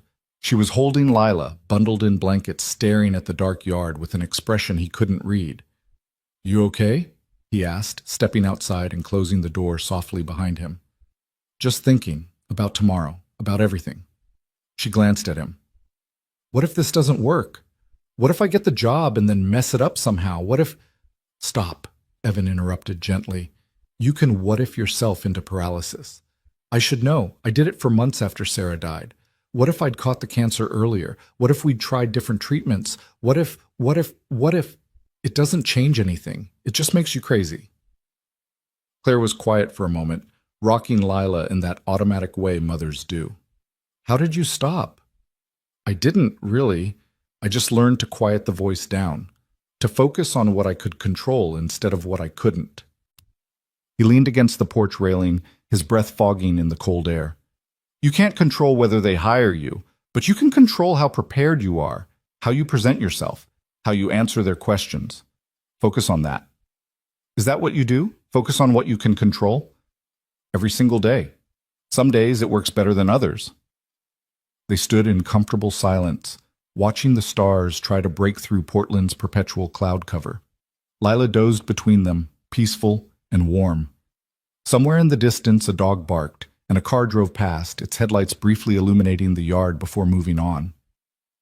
"Can I ask you something?" Claire said finally. "Sure." Do you ever feel guilty for being happy again? The question pierced straight through him. Every day. Every single day. How do you live with it? Evan thought about all the easy answers he could give, the platitudes about moving on and honoring Sarah's memory. But Claire deserved better than platitudes. I don't know that you ever really live with it. You just learn to carry it differently. At first, the guilt was this huge, suffocating thing that filled every moment. I'd catch myself laughing at something Noah said and immediately feel terrible, like I was betraying Sarah by not being miserable. But then I realized, and this took a long time, that Sarah didn't die so I could be miserable forever. She died because cancer is cruel and random and unfair. And if I spent the rest of my life drowning in guilt, that wouldn't honor her. It would just mean cancer took both of us instead of just her. Claire's eyes were bright with unshed tears. I feel guilty for losing my apartment, for not being able to provide for Lila the way I should, for needing help, for being here in your house wearing your wife's clothes and using your resources. I feel guilty all the time.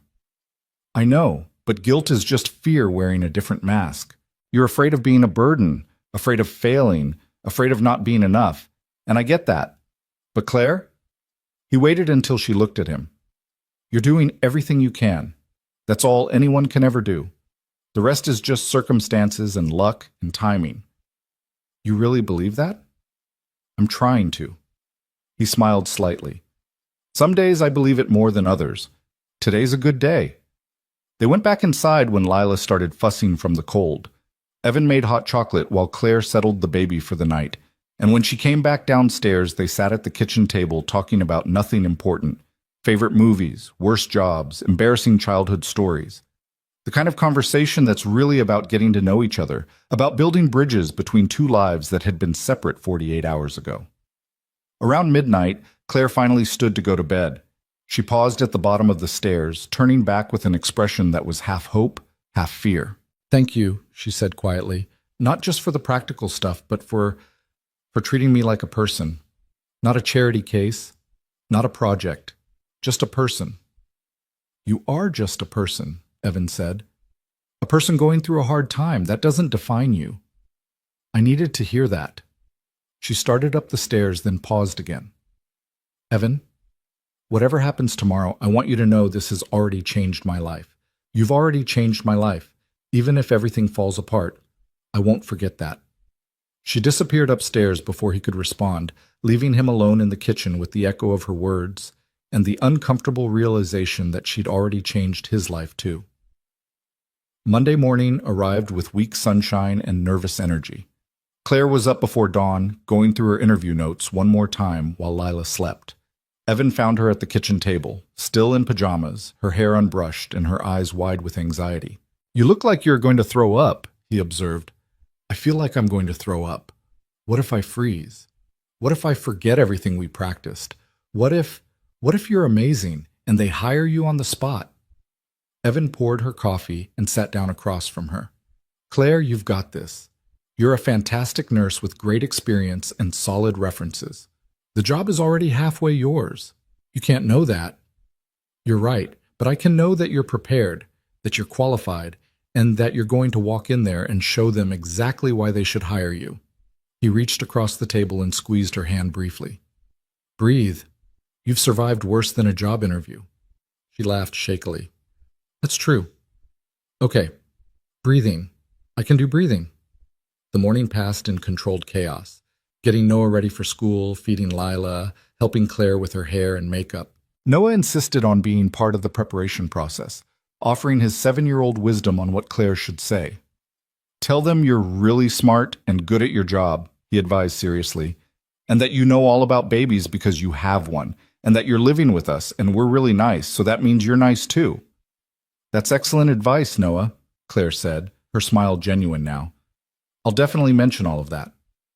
But maybe not the part about living with us, so, Evan added quietly after Noah had run off to find his backpack. That might require more explanation than we want to get into. Right. Good point. Claire looked down at herself in the gray pantsuit with Noah's blue scarf. Do I look professional? You look perfect. And she did. Nervous but composed, scared but determined. Evan felt a swell of pride that had no logical basis. She wasn't his to be proud of, Wasn't his responsibility or his accomplishment. But he felt it anyway, fierce and unexpected. Mrs. Henderson appeared right on schedule to watch Lila during the interview.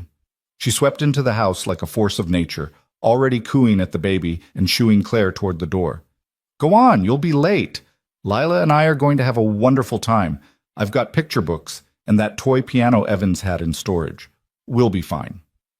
"Her nebulizer treatment is at 11, Claire said, her mother worry kicking in. "And she likes her bottle warmed but not too hot. And if she gets fussy, the pacifier is in the diaper bag, but she doesn't always take it. And—" "Claire," Mrs. Henderson interrupted gently, "I've raised 3 children and 7 grandchildren. I think I can handle one 6-month-old for a few hours. Now go before I physically push you out the door." Evan drove Claire to the hospital, filling the silence with casual conversation about nothing important, trying to keep her nerves from spiraling. She was quiet, her hands twisting together in her lap, her breathing too fast and too shallow. "Hey," he said as they pulled into the parking lot. "Look at me." She turned, her eyes wide and frightened. "You've got this. You're Claire Thompson, and you're a damn good nurse who's had some bad luck. That's all. You walk in there with your head up, and you show them why they'd be crazy not to hire you. Can you do that?" "I can do that," she said, though her voice shook. "Say it like you mean it. I can do that. Stronger this time. One more time. I can do that." And this time she smiled, a flicker of confidence breaking through the fear. Evan walked her to the entrance, then stopped before the doors. "I'll be right here when you're done. However it goes, whatever happens, I'm right here." "Thank you," she whispered. Then she squared her shoulders, lifted her chin, and walked through the doors like she owned the place. Evan found a bench in the waiting area and settled in for what he expected to be a long wait. He'd brought work emails to answer on his phone, but couldn't focus on any of them. Instead, he watched people come and go, patients with worried faces, staff in scrubs moving with purpose, visitors carrying flowers and balloons, a whole world of human drama playing out in one building. His phone buzzed. A text from Noah, obviously sent by Mrs. Henderson. "Is Claire going to get the job? Tell her I said good luck and Lila is being very good." He smiled and typed back, "She's in the interview now. We'll let you know." 45 minutes crawled by, then an hour. Evan was starting to worry when he saw Claire emerge from the elevator bank, and his heart sank because she was crying. But then he realized she was smiling too, tears streaming down her face while she laughed, and he was on his feet before he'd consciously decided to move. "I got it," she said as soon as she reached him. "I got the job. They want me to start next Monday. Full-time with benefits, and the pay is better than I expected, and they're helping with childcare costs, and—" She broke off, covering her face with her hands, shoulders shaking with the force of her emotions. Evan didn't think. He just pulled her into a hug, and she collapsed against him, crying into his shoulder while people in the waiting room pretended not to stare. He could feel her trembling, could feel the months of stress and fear draining out of her with every sob. "You did it," he murmured into her hair. "I knew you could do it." "I was so scared," she gasped between sobs. "I thought for sure they'd see right through me, that they'd know I was a mess. But Jennifer was there, and she was so nice, and the nursing manager asked all the questions we practiced, and I knew the answers, and—" She pulled back, wiping her eyes. "I start next Monday. 9 days. Oh my God, Evan, I start in 9 days." "That's amazing. That's incredible." He was grinning like an idiot, caught up in her joy and relief. "We need to celebrate. What do you want to do? Fancy dinner? Go to the coast? Dance in the street?" She laughed through her tears. "I just want to go home and tell Lila, even though she can't understand. I want to hold my daughter and know that I can actually take care of her now." Home. She'd said home, not your house or back to your place. Home. The word settled in Evan's chest like something warm and right. They drove back with the radio on, Claire singing along to songs she clearly didn't know all the words to, making up lyrics that were absurd and joyful. Evan found himself laughing more than he had in months, maybe years. When they pulled into the driveway, Claire turned to him with an expression of such pure gratitude that it almost hurt to look at. "I couldn't have done this without you. You know that, right? I would still be at that bus stop, or worse if you hadn't stopped." "You would have found another way," Evan said, though he wasn't sure he believed it. "You're a survivor." "Maybe, but I'm really glad I didn't have to survive alone." They went inside to find Mrs. Henderson had not only watched Lila, but had also cleaned the kitchen, done laundry, and made lunch. She took one look at Claire's tear-stained, smiling face and clapped her hands together. "You got it! I got it!" Claire swept up Lila from the playmat, spinning her around. "Mama got a job, baby girl. A real job with real money. We're going to be okay." Noah came home from school to find the house in full celebration mode. Mrs. Henderson had somehow materialized a cake. Evan suspected she'd had it ready just in case. And they had an impromptu party in the kitchen with paper plates and Noah's off-key rendition of congratulations that he'd apparently learned at school for some other purpose entirely. "Does this mean you're staying?" Noah asked Claire while they ate cake. "Like, staying? Claire glanced at Evan, uncertain. They hadn't actually discussed logistics beyond getting the job. Evan made a split-second decision. "For as long as they need to," he said firmly. "Right, Claire?" "Right," she agreed softly. "If that's really okay."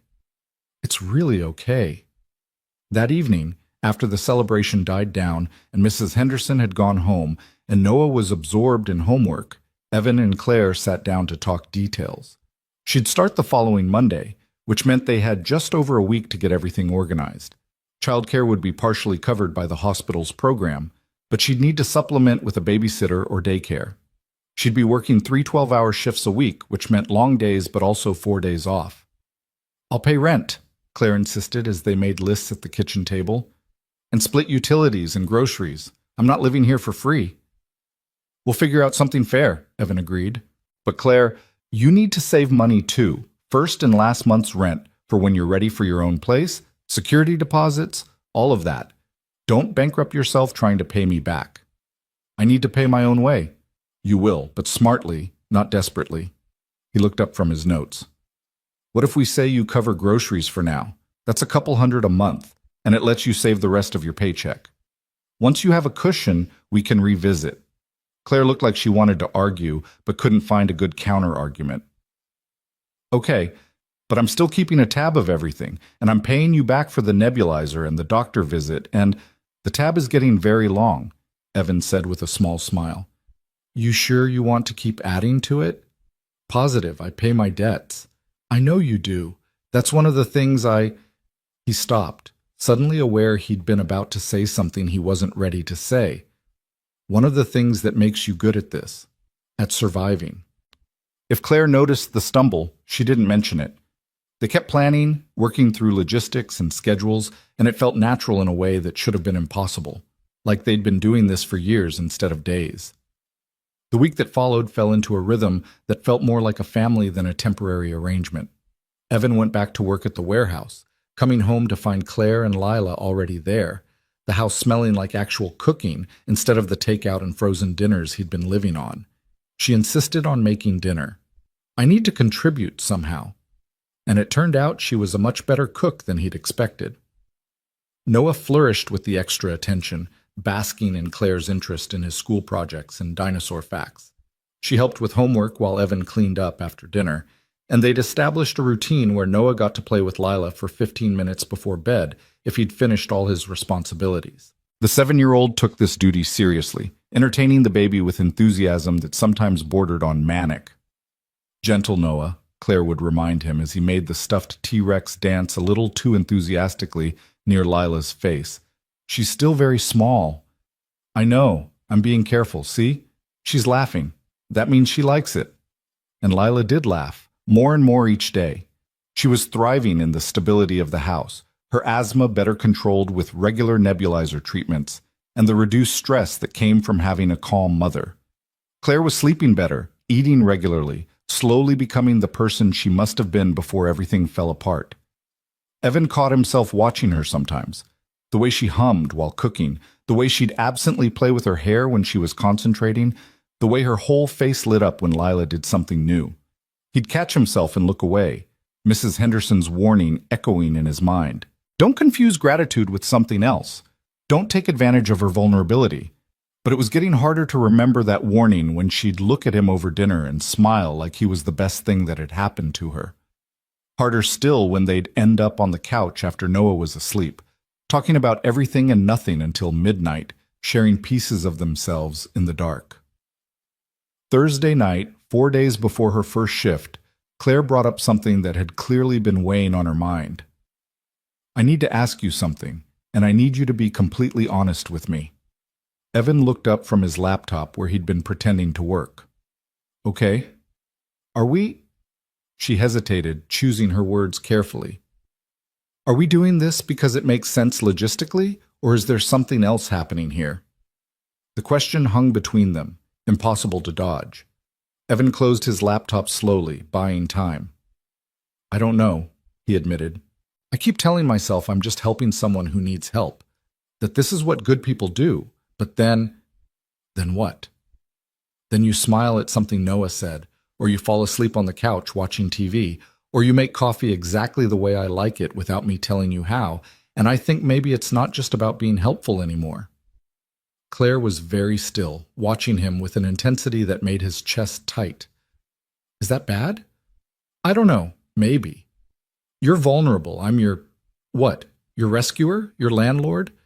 There's a power imbalance there that feels complicated. What if I told you I've been thinking the same thing? Claire said quietly. What if I told you that I lie awake at night trying to figure out if what I'm feeling is real or just gratitude or some kind of trauma response? Are you? Feeling something? She looked down at her hands. Yeah, I am. And it terrifies me because the last time I trusted someone, the last time I let myself feel something real, he left me pregnant and alone. And I swore I wouldn't do that again, wouldn't put myself in a position to be hurt.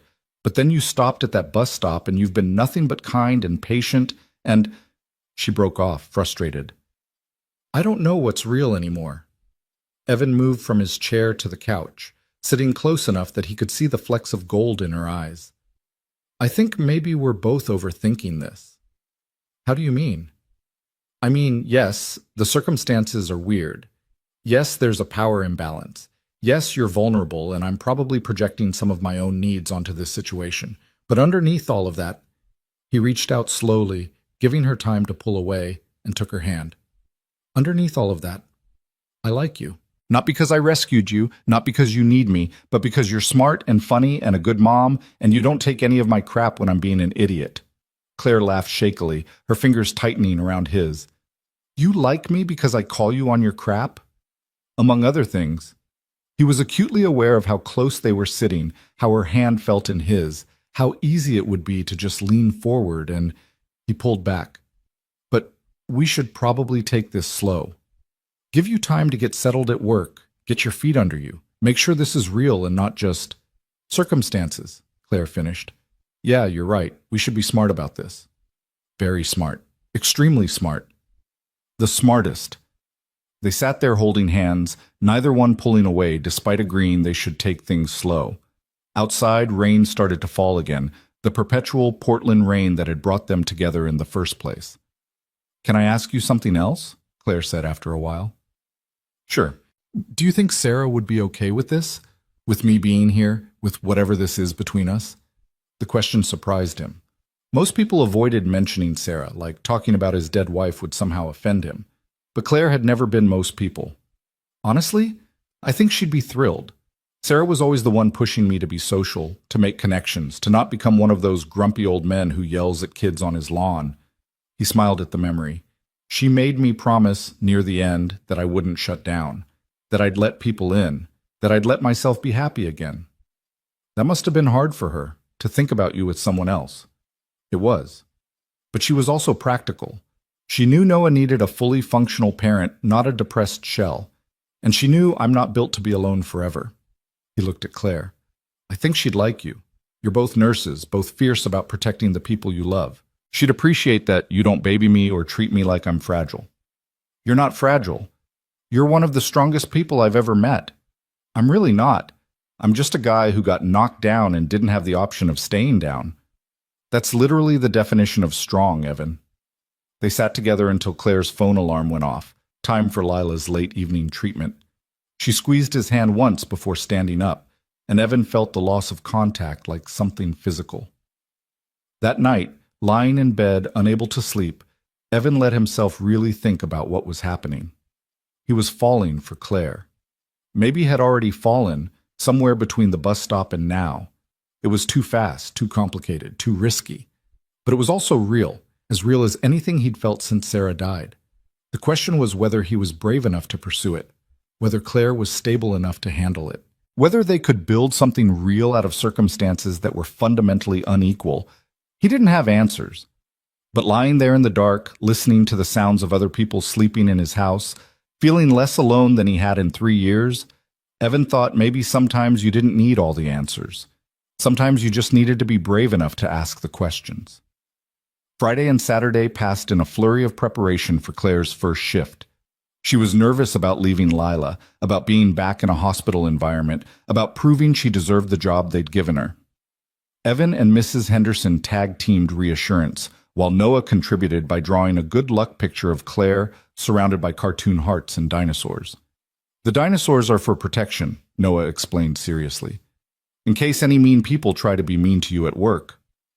That's very thoughtful, Claire said, genuinely touched. I'll keep it in my locker. Sunday evening, the night before her first shift, Claire was pacing the kitchen like a caged animal. Evan finally stopped her by physically stepping into her path. You need to calm down before you pass out from hyperventilating. I can't calm down. What if I've forgotten everything? What if I make a mistake? What if you're amazing and everyone loves you and you remember why you became a nurse in the first place? Evan countered. Claire, you know how to do this job. You've done it for 6 years. 1 month of unemployment didn't erase all of that. But what if it did? What if I freeze up or... He put his hands on her shoulders gently but firmly. Listen to me. You are going to walk into that hospital tomorrow and you are going to be great. Not perfect. Nobody's perfect on their first day back. But great. Because that's who you are. And if you have a rough moment, you'll push through it. And if you make a small mistake, you'll learn from it. That's all anyone can do. Claire's breathing slowed slightly, her eyes searching his face. How are you so calm about this? Because I believe in you, even if you don't believe in yourself yet. He pulled her into a hug, and she melted against him, her face pressed into his shoulder. Thank you, she whispered, for everything, for believing in me when I couldn't.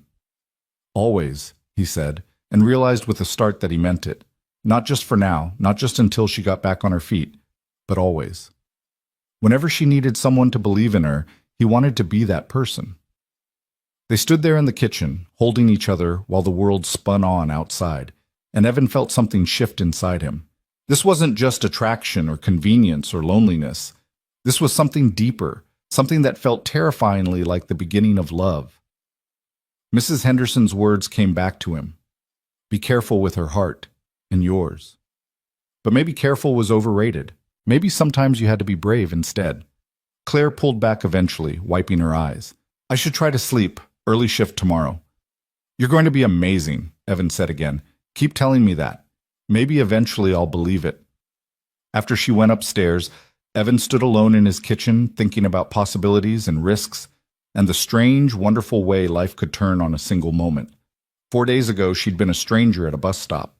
Tomorrow, she'd be walking into a new job, a new life, a new chance, and he'd be here when she got home, waiting to hear how it went. Not because he had to be, but because he wanted to be. Because somewhere in the space between that rainy night and now, his life had stopped being just his. It had become theirs, his and Claire's and Noah's and Lila's, a patchwork family built from need and kindness, and something that was starting to feel a lot like love.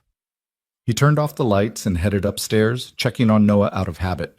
His son was asleep with a stuffed stegosaurus clutched to his chest, peaceful and secure in a way he hadn't been right after Sarah died.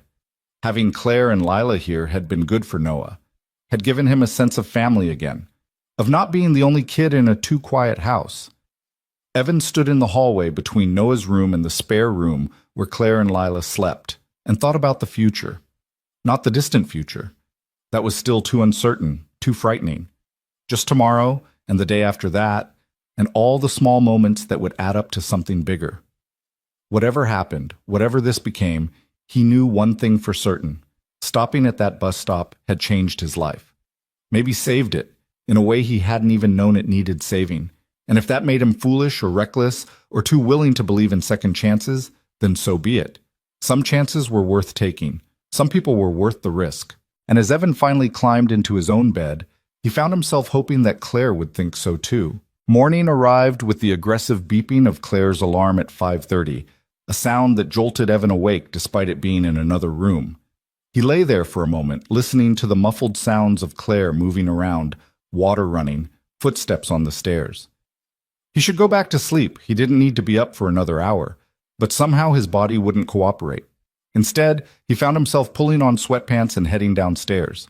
Claire was in the kitchen, already dressed in fresh scrubs, her hair pulled back in a neat ponytail. She was staring at the coffee maker like it held the secrets of the universe, her hands wrapped around an empty mug. "You're up early," she said without turning around. "You didn't have to." "I know. Couldn't sleep." Evan took the mug from her hands and filled it once the coffee finished brewing. "First-day jitters are contagious, apparently." She accepted the mug with a grateful smile that didn't quite reach her eyes. "I feel like I'm going to throw up. Is that normal?" "Completely normal. I threw up before my first day at the warehouse.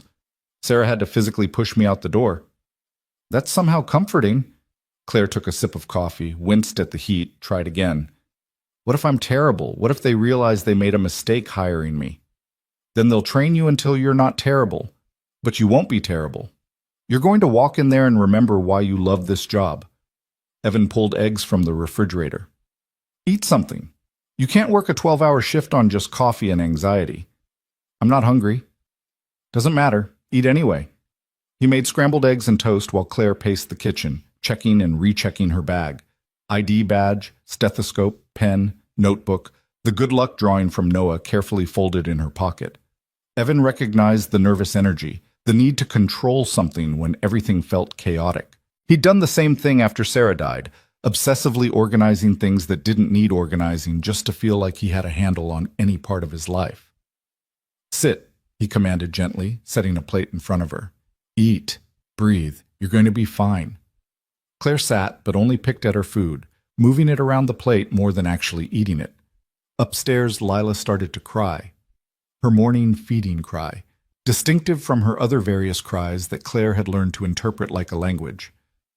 "I should—" Claire started to stand, but Evan waved her back down. "I've got her. Finish your breakfast." He went upstairs and found Lila in her bassinet, face red and scrunched up with displeasure at having been left alone. The moment Evan picked her up, she quieted slightly, though her lower lip still trembled with the injustice of it all. "I know, sweetheart. Your mama's got a big day and she's stressed about leaving you, but Mrs. Henderson's coming at 7, and she's going to spoil you absolutely rotten." He carried Lila downstairs, grabbed a bottle from the fridge with his free hand. He was getting good at the one-handed parent juggling act, and settled on the couch to feed her. Claire appeared in the doorway of the living room, her expression soft and complicated as she watched him with her daughter. "You're really good at this, the whole baby thing. Muscle memory, it's like riding a bike, except the bike screams and needs to be fed every 3 hours." Lila was drinking contentedly now, her tiny hands wrapped around Evan's much larger one. "She's going to be fine today, Claire. And so are you. What if she needs me? What if her asthma flares up and I'm not there?" "Then Mrs. Henderson will handle it. She has all your contact information. She knows where the nebulizer is. She's raised more children than both of us combined. Lila is in good hands." Claire came and sat beside them on the couch, reaching out to stroke her daughter's cheek. "I've never left her before. Not for more than an hour or two." "I know, and that's hard. But you're not abandoning her. You're taking care of her, working so you can provide for her. That's what good parents do. Is that what you told yourself when you had to go back to work after Sarah died?" The question caught Evan off guard. "Yeah, actually, every single day for about 6 months. Noah would cry when I dropped him off at daycare, and I'd sit in my car in the parking lot feeling like the worst father in the world. But I went to work anyway because not going meant we'd lose the house, lose everything, and eventually it got easier. Noah adjusted, I adjusted, we survived. How long until it stopped hurting? It still hurts sometimes, but the hurt gets smaller, more manageable. You'll see." They sat in comfortable silence while Lila finished her bottle, the baby's eyes starting to droop with satisfaction. The sun was coming up now, pale light filtering through the windows, and somewhere outside a neighbor started their car. The world waking up, moving forward, indifferent to anyone's anxiety or fear. At 6:45, Mrs. Henderson's key turned in the lock. Evan had given her one years ago for emergencies that had somehow become routine. She bustled in with her usual energy, already making plans aloud. Good morning, good morning. Claire, you look beautiful. Evan, thank you for getting her fed. Now shoo, both of you. Lila and I have a very important schedule today involving that new toy piano and possibly some unsanctioned cookie consumption. She's 6 months old, Evan pointed out. She can't have cookies. The cookies are for me. The baby gets to watch and learn about the finer things in life. Mrs. Henderson shooed them toward the door. Claire, go save lives. Evan, go move boxes or whatever it is you do all day. This household is under new management. Claire was laughing despite her nerves as Evan drove her to the hospital. She's something else. She's been my lifeline since Sarah died. I honestly don't know what I would have done without her. He glanced over at Claire. You ready for this? No, but I'm doing it anyway. That's the spirit. He pulled up to the hospital entrance and Claire sat there for a moment, staring at the building like it might swallow her whole. Evan reached over and took her hand. You've got this. And I'll be here at 6 to pick you up. Text me if you need anything, if you want me to check on Lila, anything at all. Okay? She squeezed his hand, then took a deep breath and opened the door. Okay, I can do this. You can do this? Evan confirmed. He watched her walk through the automatic doors, her spine straight and her chin up despite the nerves he knew were eating her alive. And he felt that same swell of pride he'd felt at the interview, that sense of being invested in her success in a way that went beyond just helping someone in need. The day at work dragged interminably. Evan found himself checking his phone constantly, waiting for some text from Claire. Good news, bad news, any news. But she'd said no contact during shifts unless it was an emergency, and he was trying to respect that boundary even though it was killing him.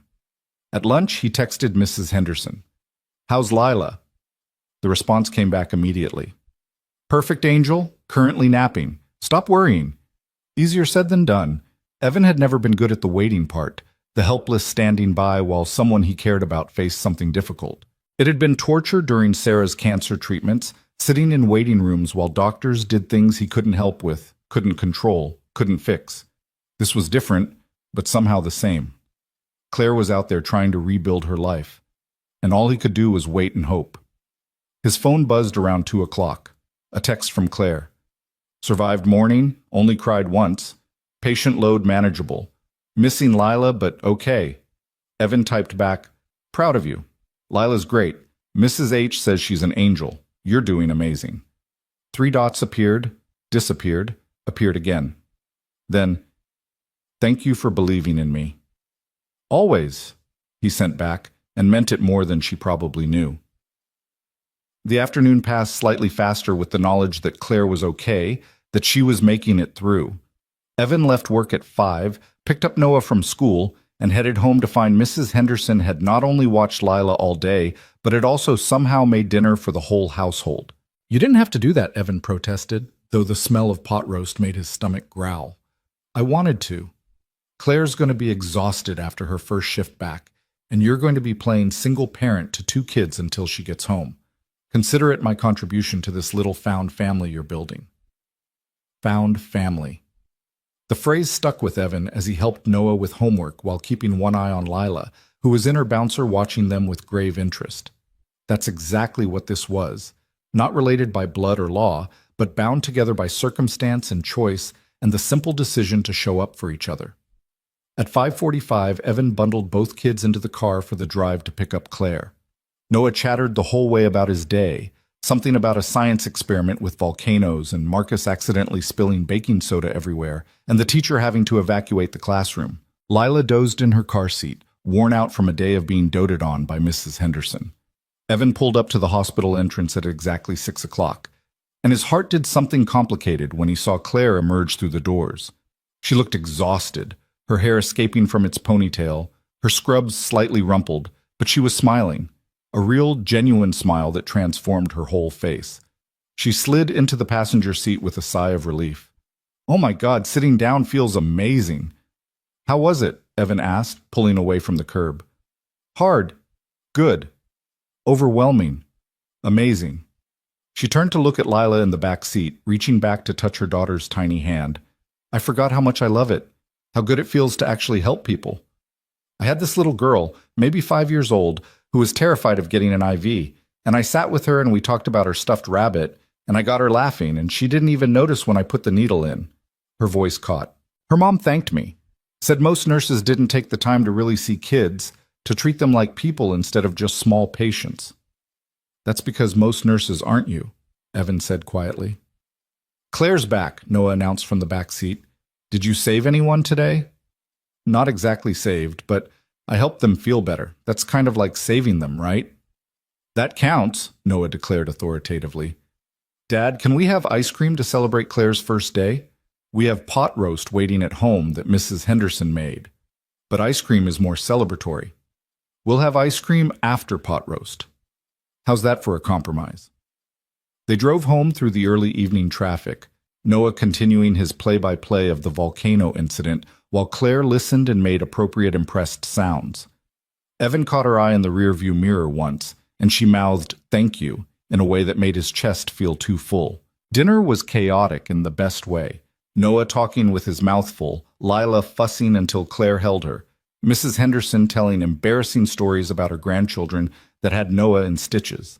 Claire looked overwhelmed but happy, the kind of happy that came from being surrounded by noise and life and people who cared. After Mrs. Henderson left and Noah was in bed, Evan found Claire on the couch with Lila, still in her scrubs, looking simultaneously exhausted and energized. You should sleep, he said, sitting down beside her. I know, but I'm too wired. My brain won't shut off. She adjusted Lila in her arms. Thank you for today, for taking care of her, for picking me up, for all of it. You don't have to keep thanking me. I know, but I want to. She looked at him, and something in her expression made Evan's breath catch. I keep waiting for the catch, for the moment when you tell me what you really want, what this is actually costing me. Because in my experience, nobody does this much for someone without expecting something in return. What if I told you I'm not expecting anything? Then I'd say you're either a saint or a liar, and I don't believe in saints. Evan thought about how to answer that. He could lie, could pretend this was purely altruistic, or he could be honest, even if honesty was terrifying. I'm not a saint, he said slowly. And you're right. I do want something. I want to not feel alone anymore. I want my house to feel like a home instead of a museum to my dead wife. I want Noah to have something resembling a normal family. And I want... He stopped, then pushed forward. I want to see where this goes, between us. Not because I rescued you or because you owe me, but because I like you. Because you make me laugh and you call me on my crap, and you fit here in a way I didn't know I was missing. Claire was very still, her eyes wide. Evan, I know it's complicated. I know the timing is terrible, and the power dynamics are messy, and we should probably wait until you're more stable. But I'm tired of being careful. I spent 3 years being careful, protecting myself, not letting anyone too close, and I'm done with that. He reached out and tucked a strand of hair behind her ear, his hand lingering on her cheek. So yeah, I want something. I want you. Not because I helped you, but because of who you are. I'm a mess, Claire whispered. I'm barely holding it together. I have a daughter and trauma and trust issues, and I'm a widower with a 7-year-old and my own trauma, and I haven't been on a real date in 4 years. We're both disasters. Maybe that's the point. She laughed, shaky and breathless. This is crazy. Probably. Is that a no? It's not a no. She shifted Lila to her other shoulder, leaning closer to him. It's a, let's take it slow and see what happens. It's a, I'm terrified, but I want to try. It's a, Evan kissed her, just leaned forward and closed the distance between them, cutting off her words with his lips on hers. It was gentle, careful, a question more than a statement. And after a moment of surprise, Claire kissed him back, her free hand coming up to cup his face, and it felt like something clicking into place, like the universe saying yes, this is right. They broke apart slowly, and Claire was smiling, that beautiful, genuine smile that made everything worthwhile. "Okay," she said. "Okay, let's try this." "Yeah?" "Yeah, but slow, really slow. I need time to figure out what's real and what's just gratitude and trauma bonding." "As slow as you need," Evan promised. "I'm not going anywhere." Lila chose that moment to start fussing, demanding attention, and they both laughed at the timing. Claire stood up to put her daughter down for the night, pausing to lean down and kiss Evan once more, quick and sweet and full of promise. "Thank you," she said again, "for everything, for being patient, for being you." "Right back at you," Evan said, watching her head upstairs with Lila. He sat alone on the couch for a long time after that, touching his lips and grinning like a teenager. It was ridiculous. He was 42 years old, too old for butterflies and giddy happiness over a first kiss. But there it was anyway, this feeling of possibility, of new beginnings, of second chances. His phone buzzed. A text from Mrs. Henderson. "I saw that kiss through the window when I came back for my purse. About damn time, be good to each other." Evan laughed out loud. Of course, Mrs. Henderson had seen. Nothing happened in this neighborhood without her knowing about it. He texted back, "You're shameless." "I'm invested. There's a difference. Now go to bed. You look like a lovesick fool sitting there grinning at nothing." He did go to bed eventually, but sleep was a long time coming. He kept replaying the kiss, the conversation, the feeling of Claire in his arms, kept thinking about the future in a way he hadn't let himself think in years. Not the distant future, that was still too scary, but tomorrow, and next week, and all the small moments that would add up to something bigger. They fell into a routine over the next few weeks, a rhythm that felt natural despite being built from chaos. Claire worked her 3 12-hour shifts, and on those days, Evan and Mrs. Henderson tag-teamed childcare, with Noah appointed as official Lila entertainment director. On Claire's days off, she took over the household with the efficiency of someone grateful to contribute, cooking real meals and doing laundry and generally making the house feel lived in and loved. They were careful about the physical side of things, conscious of Noah's presence and Claire's need to take things slow. But there were stolen kisses in the kitchen when Noah wasn't looking, held hands during late-night conversations, a gradual shifting closer together on the couch during movie nights, small intimacies that felt more significant than grand gestures. Noah accepted the change with the easy adaptability of children, though he did have questions. "Are you and Claire boyfriend and girlfriend now?" he asked one morning over breakfast, with the blunt curiosity that made Evan both love and fear 7-year-olds. "Something like that," Evan said carefully. "Is that okay with you?" Noah considered this seriously. "Does that mean she's staying forever?" "I don't know about forever, but for a while, yeah." "Good. I like having her here. And Lila's pretty cool even though she can't really do anything yet except cry and eat and poop." "That's basically what you did at her age." "Really? That's so weird. How did I get from that to awesome?" "Practice and good parenting," Evan said, ruffling his son's hair. "Does this mean Lila's like my sister?" The question stopped Evan cold. He hadn't thought that far ahead, hadn't considered how Noah might be interpreting this new family structure. "Would you want her to be?" "I think so. Marcus at school has a little sister and he complains about her a lot, but he also says she's pretty fun sometimes. And Lila doesn't really do anything annoying yet except cry when I'm trying to sleep. Let's just see what happens, okay? But yeah, buddy, you can think of her as a sister if you want to." Noah seemed satisfied with that answer, returning his attention to his cereal. But Evan sat there for a long moment, struck by the weight of that simple conversation. They were becoming a family, not through traditional means, not through marriage or official adoption, but through choice and proximity and the simple act of showing up for each other every day. That afternoon, while Noah was at school and Lila was napping, Evan and Claire found themselves alone for the first time in days. They were supposed to be doing laundry, but somehow they'd ended up on the couch instead, Claire tucked under Evan's arm, just talking. "Noah asked if Lila was his sister today," Evan said. Claire stiffened slightly. "What did you tell him?" "I said she could be if he wanted her to be. Was that okay?" Yeah, it's okay. It's just, that's a big thing. That's a commitment." "I know, but Claire, we're already committed. Maybe not legally or officially, But we're living together, raising kids together, figuring out this life together. At what point do we stop calling it temporary? She was quiet for a long moment, her fingers tracing patterns on his chest. I'm scared.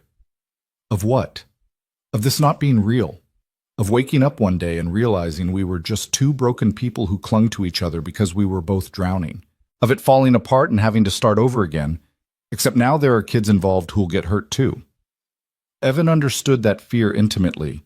He'd felt it himself late at night when the anxiety kept him awake. What if I told you I think about that too? That I worry we're moving too fast, or that I'm taking advantage of your vulnerability, or that this is all going to blow up in our faces. That doesn't make me feel better. I know.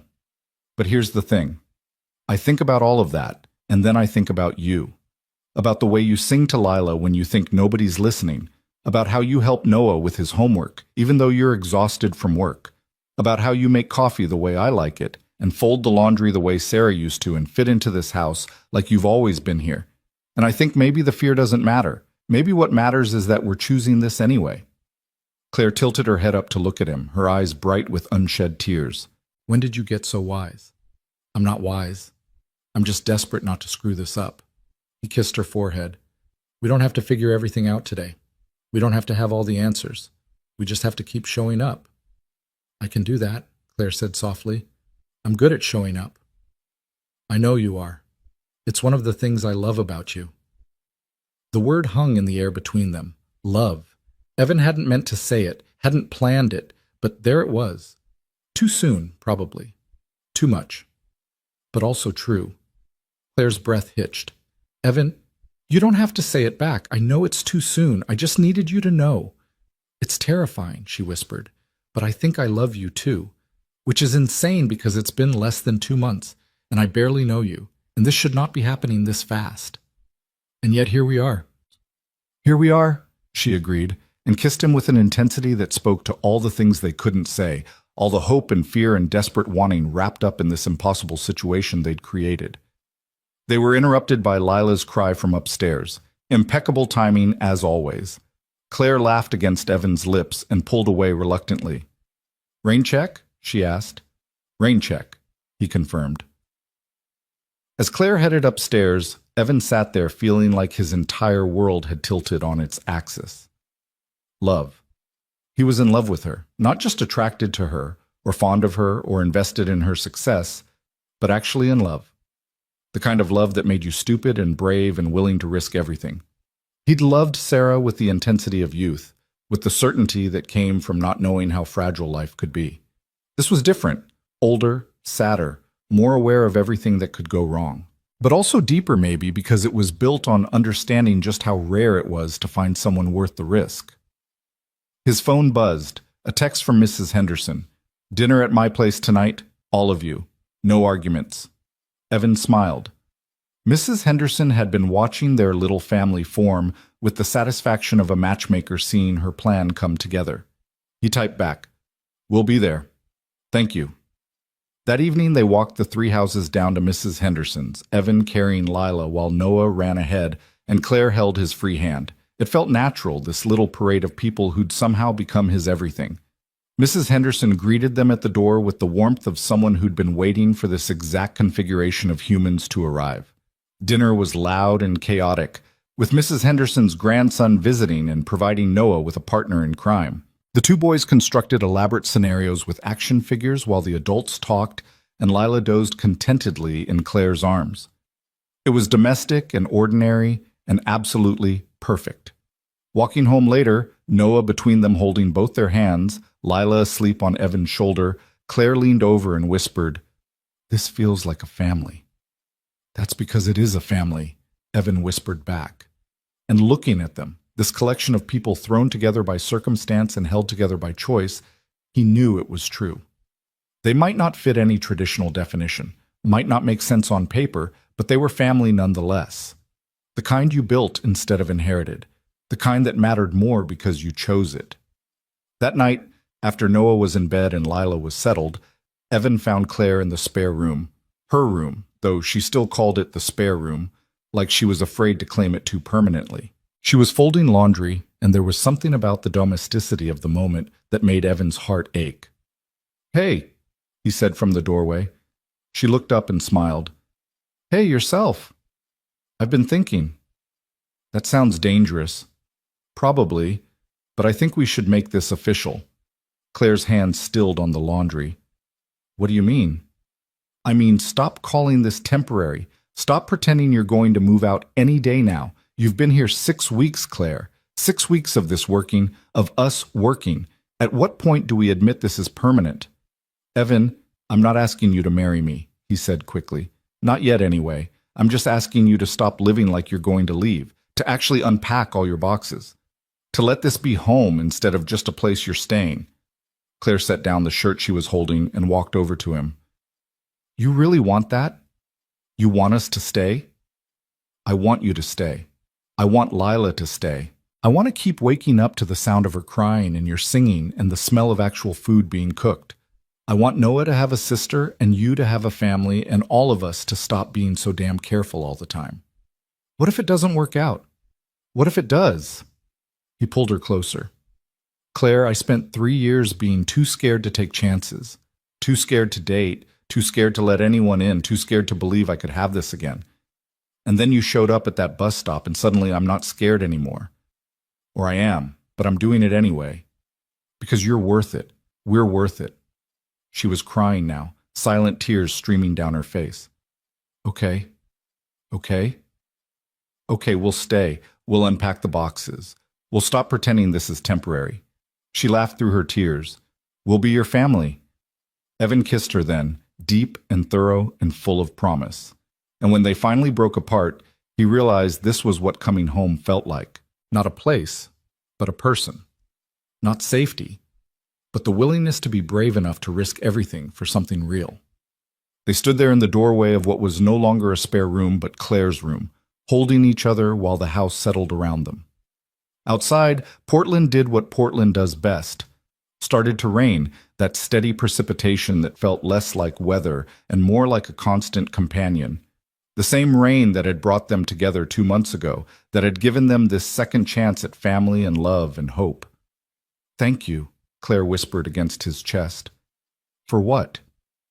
"For stopping, for seeing me, for giving us a home." "Thank you for letting me," Evan said.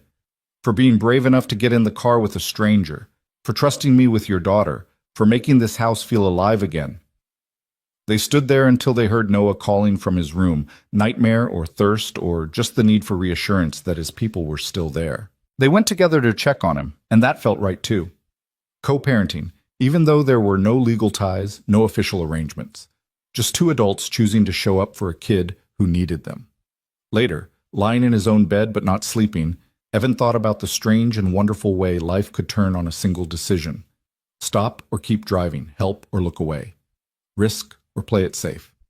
He'd stopped, had helped, had risked everything, and it had given him back his life. Not the life he'd had before.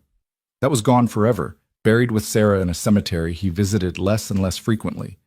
But a new life, different but no less valid. Claire wasn't Sarah and never would be.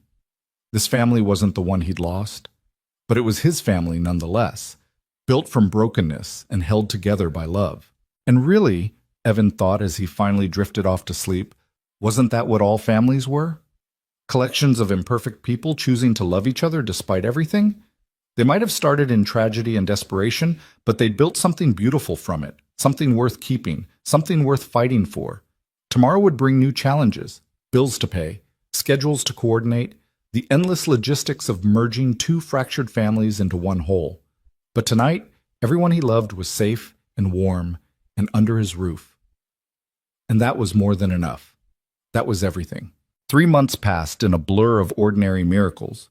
Claire settled into her job at the hospital with the competence of someone who'd finally found solid ground beneath her feet. She came home exhausted but fulfilled, trading stories about patients with Evan over dinner while Noah provided commentary and Lila babbled increasingly complex nonsense from her high chair.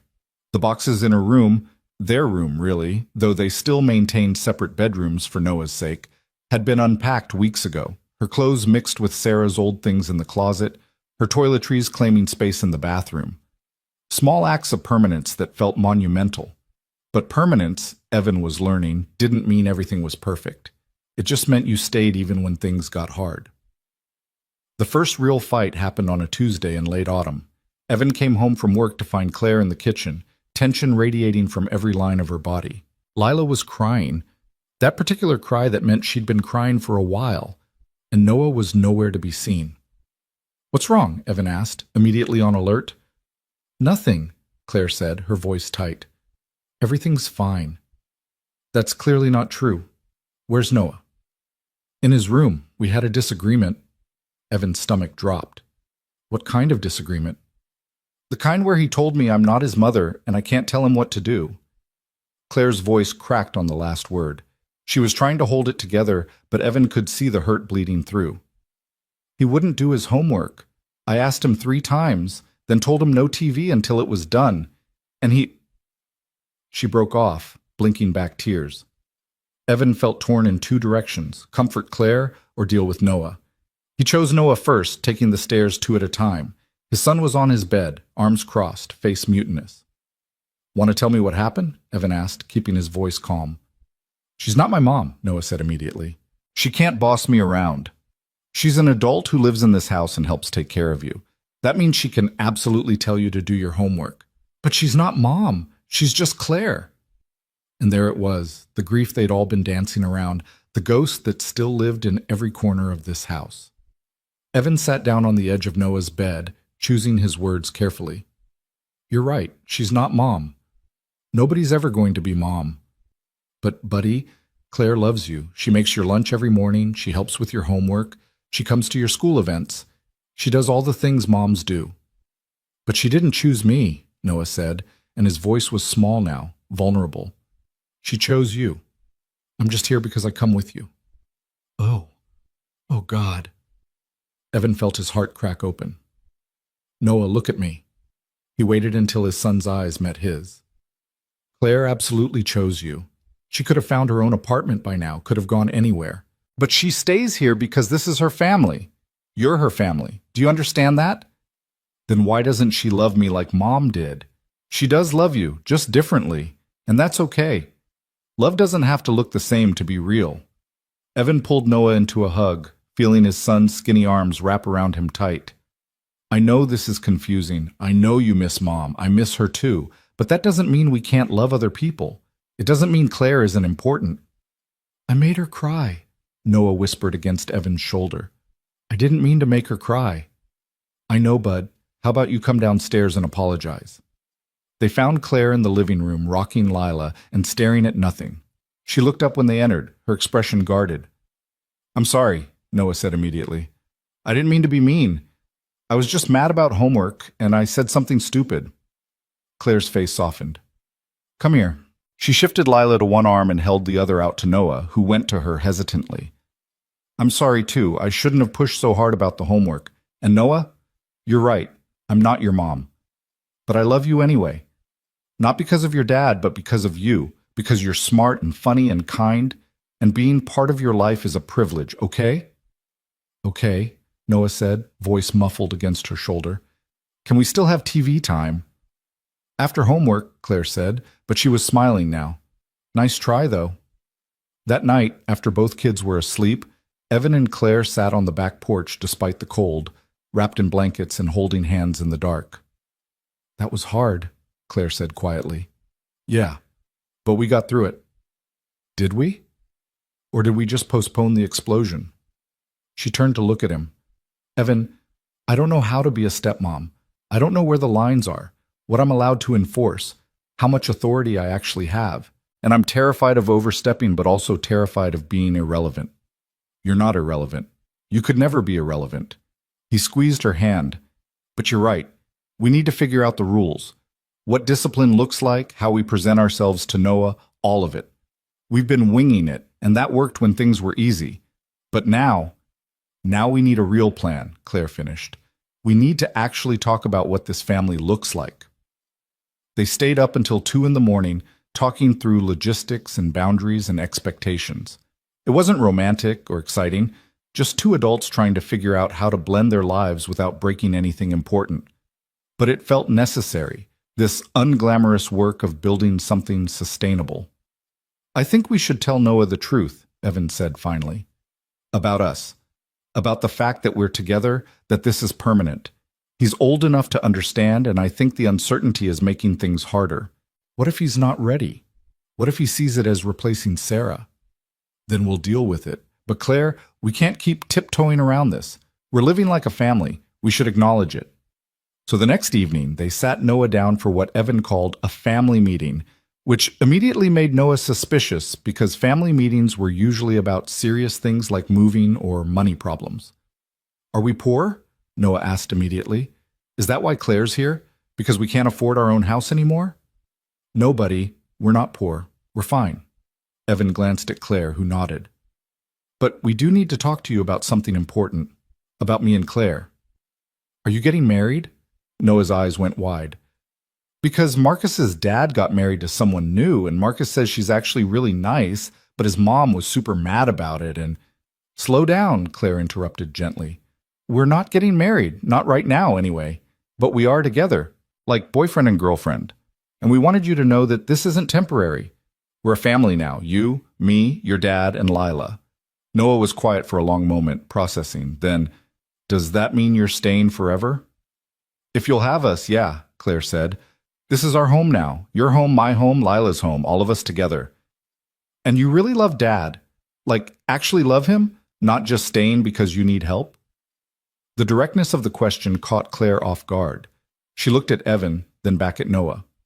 I really love him. And I really love you, both of you. I know it's different from your mom, and I'm not trying to replace her, but yeah, this is real. Noah thought about this seriously, his face scrunched up in concentration. Finally, he said, Okay, but I have rules. Rules? Evan repeated, trying not to smile. Yeah, Rule 1. No kissing where I can see it because that's gross. Rule 2.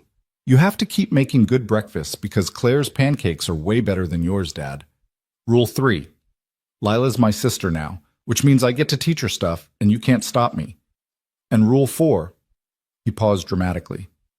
You have to promise you're not going to leave, because people keep leaving and I don't like it. The last rule hit Evan like a physical blow.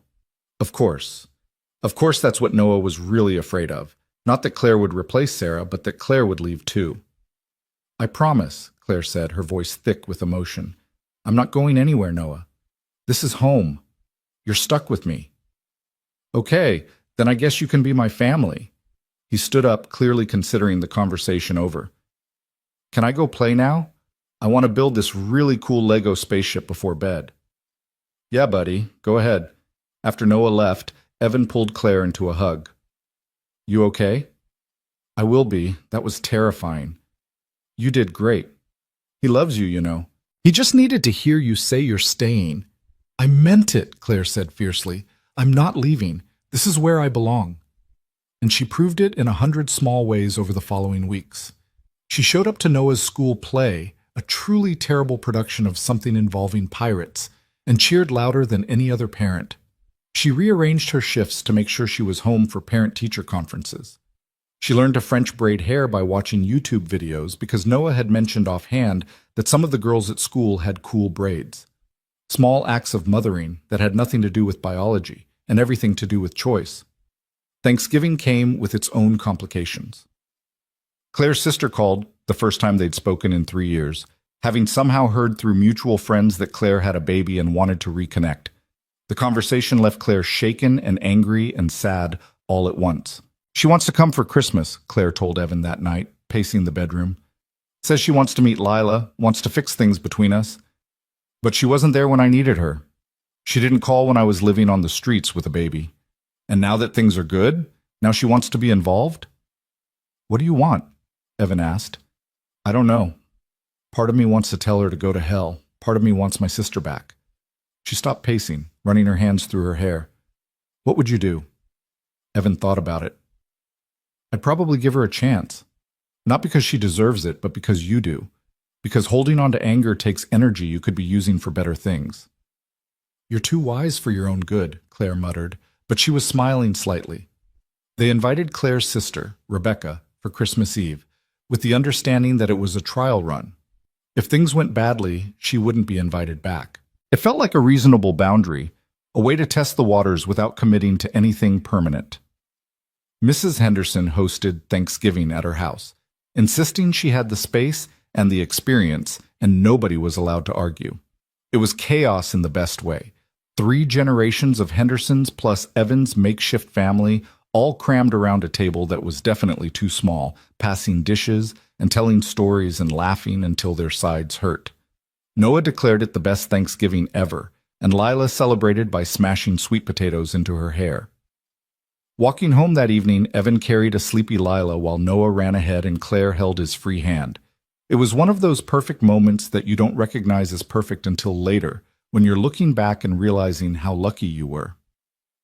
"I'm happy," Claire said suddenly, like actually happy. Not just surviving or getting by, but happy. "Me too," Evan said. "I didn't think I'd get to be happy again after Sarah, but here we are."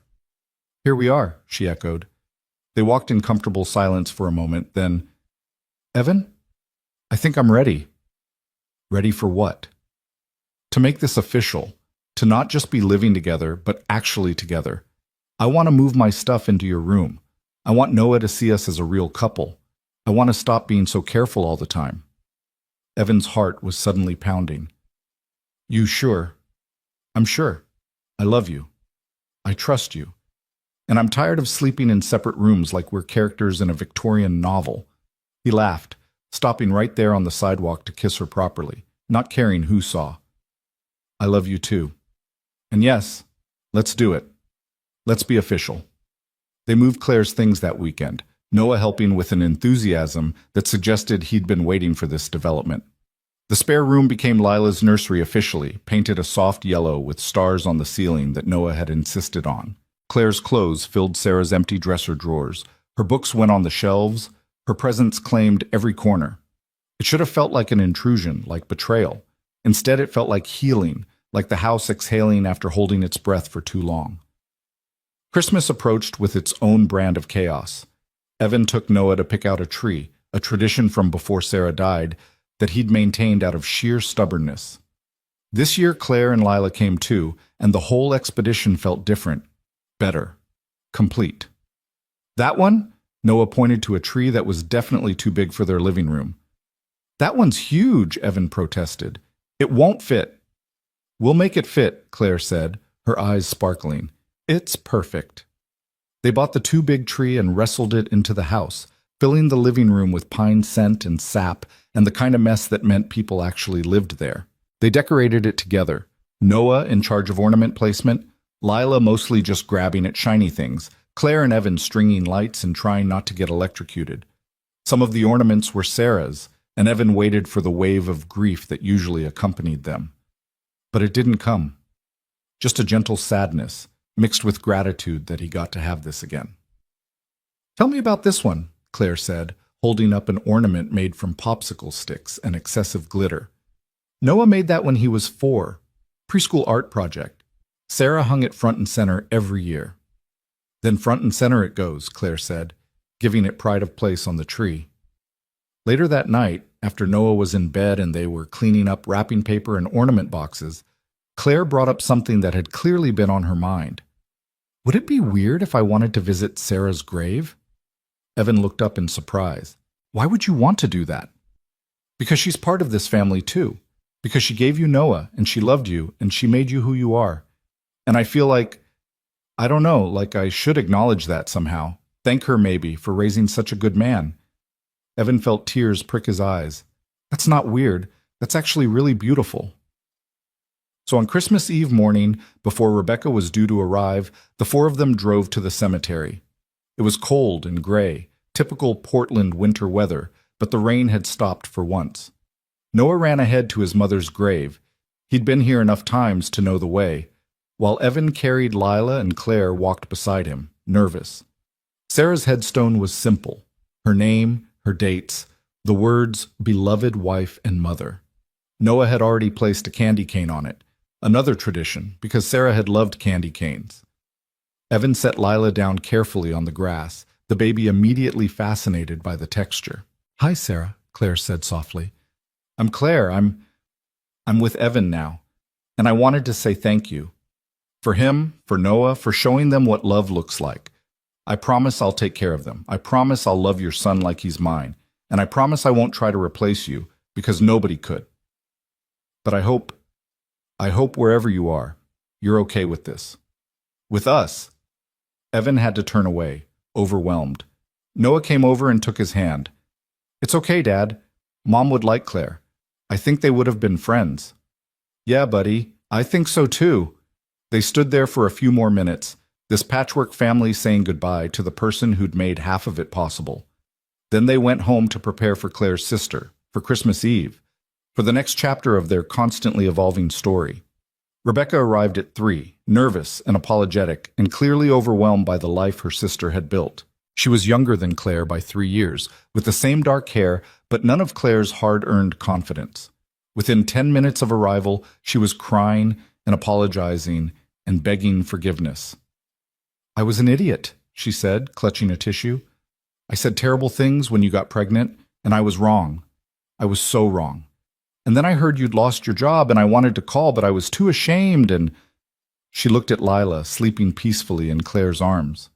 She's beautiful. You made a beautiful baby, Claire. Her name's Lila, Claire said carefully. And yes, she's pretty great. Dinner was awkward, but not terrible. Rebecca tried too hard, laughing too loud at Noah's jokes and asking too many questions. But underneath the nervousness, Evan could see genuine remorse, genuine love. She'd made mistakes, but she was trying to fix them. That had to count for something. After dinner, while the kids played in the living room, Lila on her playmat, Noah building an elaborate Lego creation. Rebecca pulled Claire aside in the kitchen. You landed on your feet, Rebecca said. I was so worried about you. When I heard you were homeless, I almost called. I should have called. But you didn't, Claire said, not unkindly, just stating fact. I know, and I'm sorry. I'm so sorry. Rebecca twisted her hands together. But Claire, you seem happy, really happy. And this Evan guy seems great, and Noah's adorable, and you have this whole life. I'm proud of you. I'm proud of me too, Claire said. But Rebecca, if we're going to rebuild this, you need to understand something. I don't need you anymore. I wanted you, needed you desperately, but you weren't there. And I survived anyway. I built this life without you. So if you want back in, it's because I'm choosing to let you in, not because I need you. Do you understand? I understand, and I'm grateful. I really am. They didn't fix 3 years of hurt in one evening, but they made a start. Rebecca left with promises to call, to visit regularly, to actually show up this time. And Claire let her go with cautious hope that maybe, just maybe, she could have her sister back. That night, after everyone else was asleep, Evan found Claire on the couch staring at the Christmas tree lights. You okay? He asked, sitting beside her. Yeah, just thinking about how much has changed. 6 months ago, I was at a bus stop with nowhere to go. Now I have a job, a home, a family, maybe even my sister back. It feels impossible. But it's not impossible. It's just your life. Our life, she corrected, leaning into him. Evan, I want to make this even more official. What do you mean? Claire took a deep breath. I want to get married. Not right now, not tomorrow, but eventually. I want Noah to know this is permanent. I want Lila to grow up with married parents. She turned to look at him. I want you to be my husband. Officially, legally, forever. Evan felt like his heart might burst out of his chest. Are you proposing to me? Maybe. Is that allowed? Can I propose to you? There are no rules, Claire. We've been making this up as we go along the whole time. He cupped her face in his hands. But yes, I'll marry you, whenever you're ready, however you want to do it. Yes. They kissed there in the glow of the Christmas tree lights, sealing a promise that had been building since that rainy night 6 months ago. A promise to show up, to stay, to build something real from the ruins of their separate tragedies. We should probably get an actual ring at some point, Claire said, laughing against his lips. Probably. But for now, this is enough. Christmas morning was chaos in the best way. Noah up at 5:30, Lila confused but excited by all the noise, presents everywhere, and wrapping paper shredded across the floor. They'd gone overboard on gifts, Evan knew they had, but it felt important to celebrate, to mark this first Christmas as a real family. Noah got the massive Lego set he'd been coveting, plus books and art supplies and a new bike for spring. Lila got toys she was too young for but would grow into, plus adorable outfits that Claire immediately started taking pictures of. And Evan and Claire exchanged gifts that were practical but meaningful. A new stethoscope for her, a nice jacket for him, small acknowledgments of their everyday lives. But the best gift was intangible. The feeling of being surrounded by people who loved you, who chose you, who showed up even when things got hard. Evan watched Noah help Lila open a present, watched Claire laugh at something ridiculous, and felt overwhelmed by gratitude. This was his life now, not the one he'd planned, not the one he'd lost, but this one. Messy and complicated and absolutely perfect. Mrs. Henderson came over for Christmas dinner because of course she did. She'd been part of this family longer than Claire had, the steady presence that had held them together when everything was falling apart, and she cried actual tears when Evan announced, with Claire's permission, that they were engaged. "I knew it," Mrs. Henderson declared, dabbing at her eyes with a napkin. "I knew from that first night. You two were meant to find each other." "You're shameless," Evan said, but he was grinning. "I prefer the term emotionally invested. Now, when's the wedding? I have hats to buy." They hadn't set a date, hadn't made any concrete plans beyond the decision to actually do it. But over the following weeks, they started talking seriously about logistics. Spring wedding, they decided. Small ceremony, just close friends and family. Noah as ring bearer because he'd never forgive them if he wasn't included. Lila as the world's youngest flower girl, even though she probably wouldn't actually walk down the aisle so much as be carried. Claire wanted it at Mrs. Henderson's house, in the backyard where they'd had so many family dinners. Evan wanted to write their own vows because traditional promises didn't quite fit their non-traditional circumstances. They compromised on everything, finding middle ground with the ease of people who'd learned how to communicate through necessity. "I can't believe this is real," Claire said one evening in late January, curled up beside Evan on the couch. "Sometimes I still wake up expecting to be at that bus stop." "It's real. We're real. This life is yours now." "Ours," she corrected. "This life is ours." Winter melted into early spring, Portland trading rain for cherry blossoms and longer days. Claire got a promotion at work, shift supervisor, with a pay raise that made her cry with relief. Noah turned 8 with a dinosaur-themed party that was exactly as chaotic as expected. Lila started pulling herself up on furniture, preparing for the day she'd walk and destroy everything at toddler height. And through it all, Evan and Claire kept showing up for each other. Through bad days and good days, through stress and joy, through the ordinary struggles of blending a family.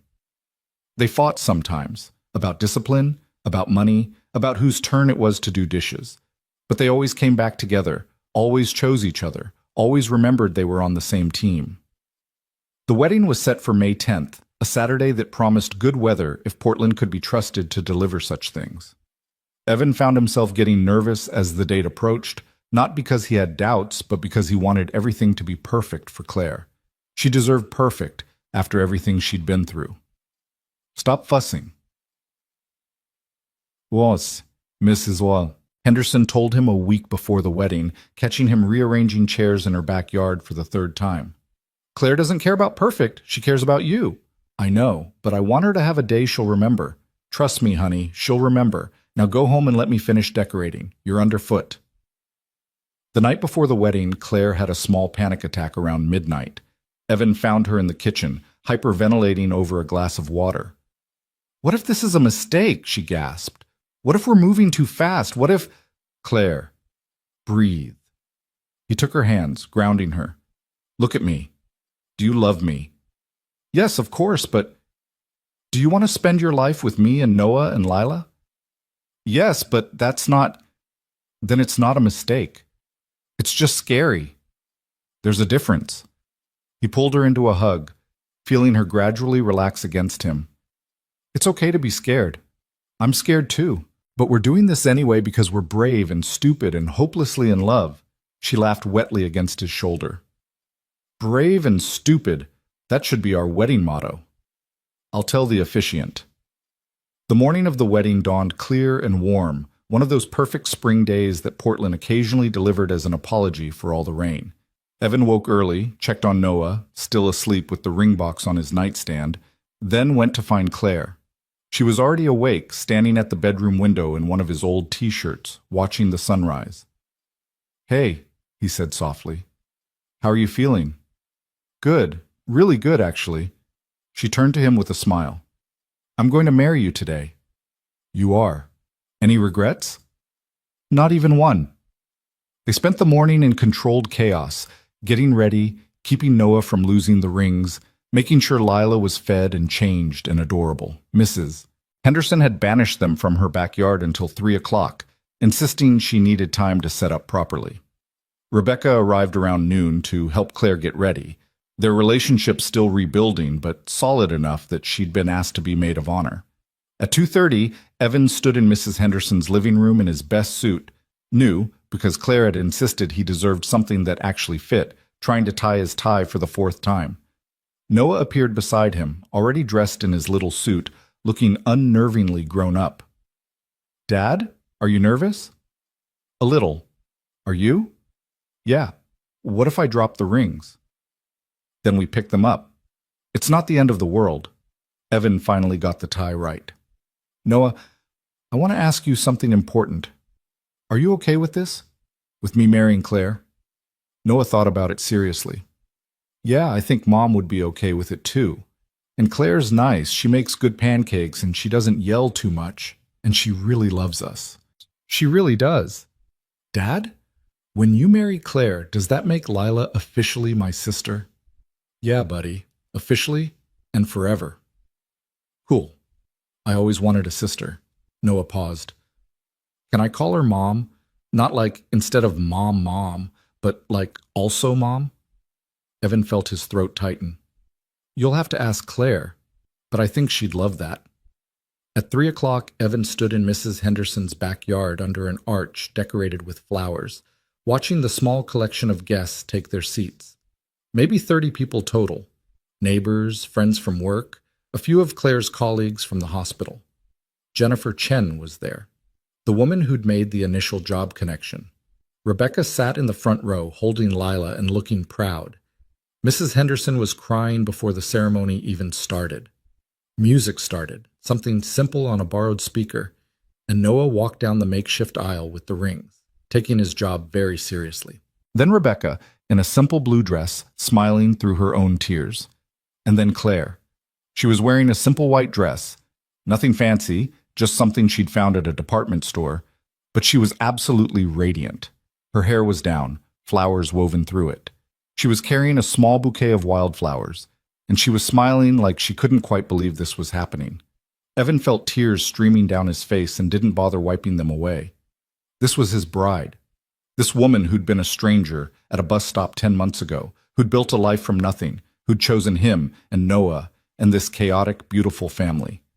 She was walking toward him, and he got to keep her. The ceremony was short and sweet. They'd written their own vows, as planned. Evan went first, his voice shaking but strong. "Claire, 10 months ago I stopped at a bus stop because something told me I had to, and that decision changed everything. You came into my life when I'd forgotten how to really live, and you reminded me what it means to be brave, to take chances, to believe in second chances. You're the best mother to Lila, the best stepmother to Noah, and the best partner I could have asked for. You make me want to be better, do better, love better, and I promise to spend the rest of my life showing up for you the way you've shown up for us. I love you, not because I rescued you, but because you rescued me right back." Claire was crying now, mascara running, not caring at all. She took a shaky breath and began her own vows. "Evan, I was at the lowest point of my life when you stopped. I had nothing, no home, no hope, no idea how I was going to survive the next day. And you gave me everything without asking for anything in return. You gave me shelter and safety and time to heal. But more than that, you gave me a family. You and Noah welcomed Lila and me into your lives like we'd always belonged there. You taught me that love doesn't have to be perfect to be real. That families can be built from broken pieces and still be whole. That sometimes the worst moments lead to the best beginnings. I promise to love you and Noah and this life we've built together. I promise to keep showing up, even when it's hard. I promise to never forget that every day with you is a gift I almost didn't get. I love you so much. The officiant, a friend of Mrs. Henderson's who'd gotten ordained online specifically for this, had to pause to wipe her own eyes before continuing. By the power vested in me by the internet and the state of Oregon, I now pronounce you husband and wife. You may kiss your bride. Evan did, pulling Claire close and kissing her like she was oxygen and he'd been underwater. The small crowd erupted in cheers and applause. Noah yelled, "Finally!" which made everyone laugh. Lila started crying, confused by all the noise, which made everyone laugh harder. And just like that, they were married. Officially, legally, permanently. The reception was informal, barbecue and beer, and Mrs. Henderson's famous potato salad. There was no formal dancing, just people mingling in the backyard while Noah chased other kids, and Lila held court in Rebecca's arms. At one point, Evan found himself standing apart from the crowd, just watching it all, this celebration of their weird, wonderful family. Claire found him there, sliding her hand into his. "What are you thinking about?" "About that bus stop. About how different my life would be if I'd just driven past." "Do you ever wish you had? Driven past, I mean. This has been complicated." "Never. Not once. Not even for a second." He turned to face her fully. "You're my wife now." "I'm your wife," she agreed, testing out the words. "That's so weird. Good weird. But weird. We've been weird from the beginning. Why stop now?" They danced eventually, swaying to music from someone's phone in the middle of the yard while everyone watched and smiled. It wasn't fancy or choreographed.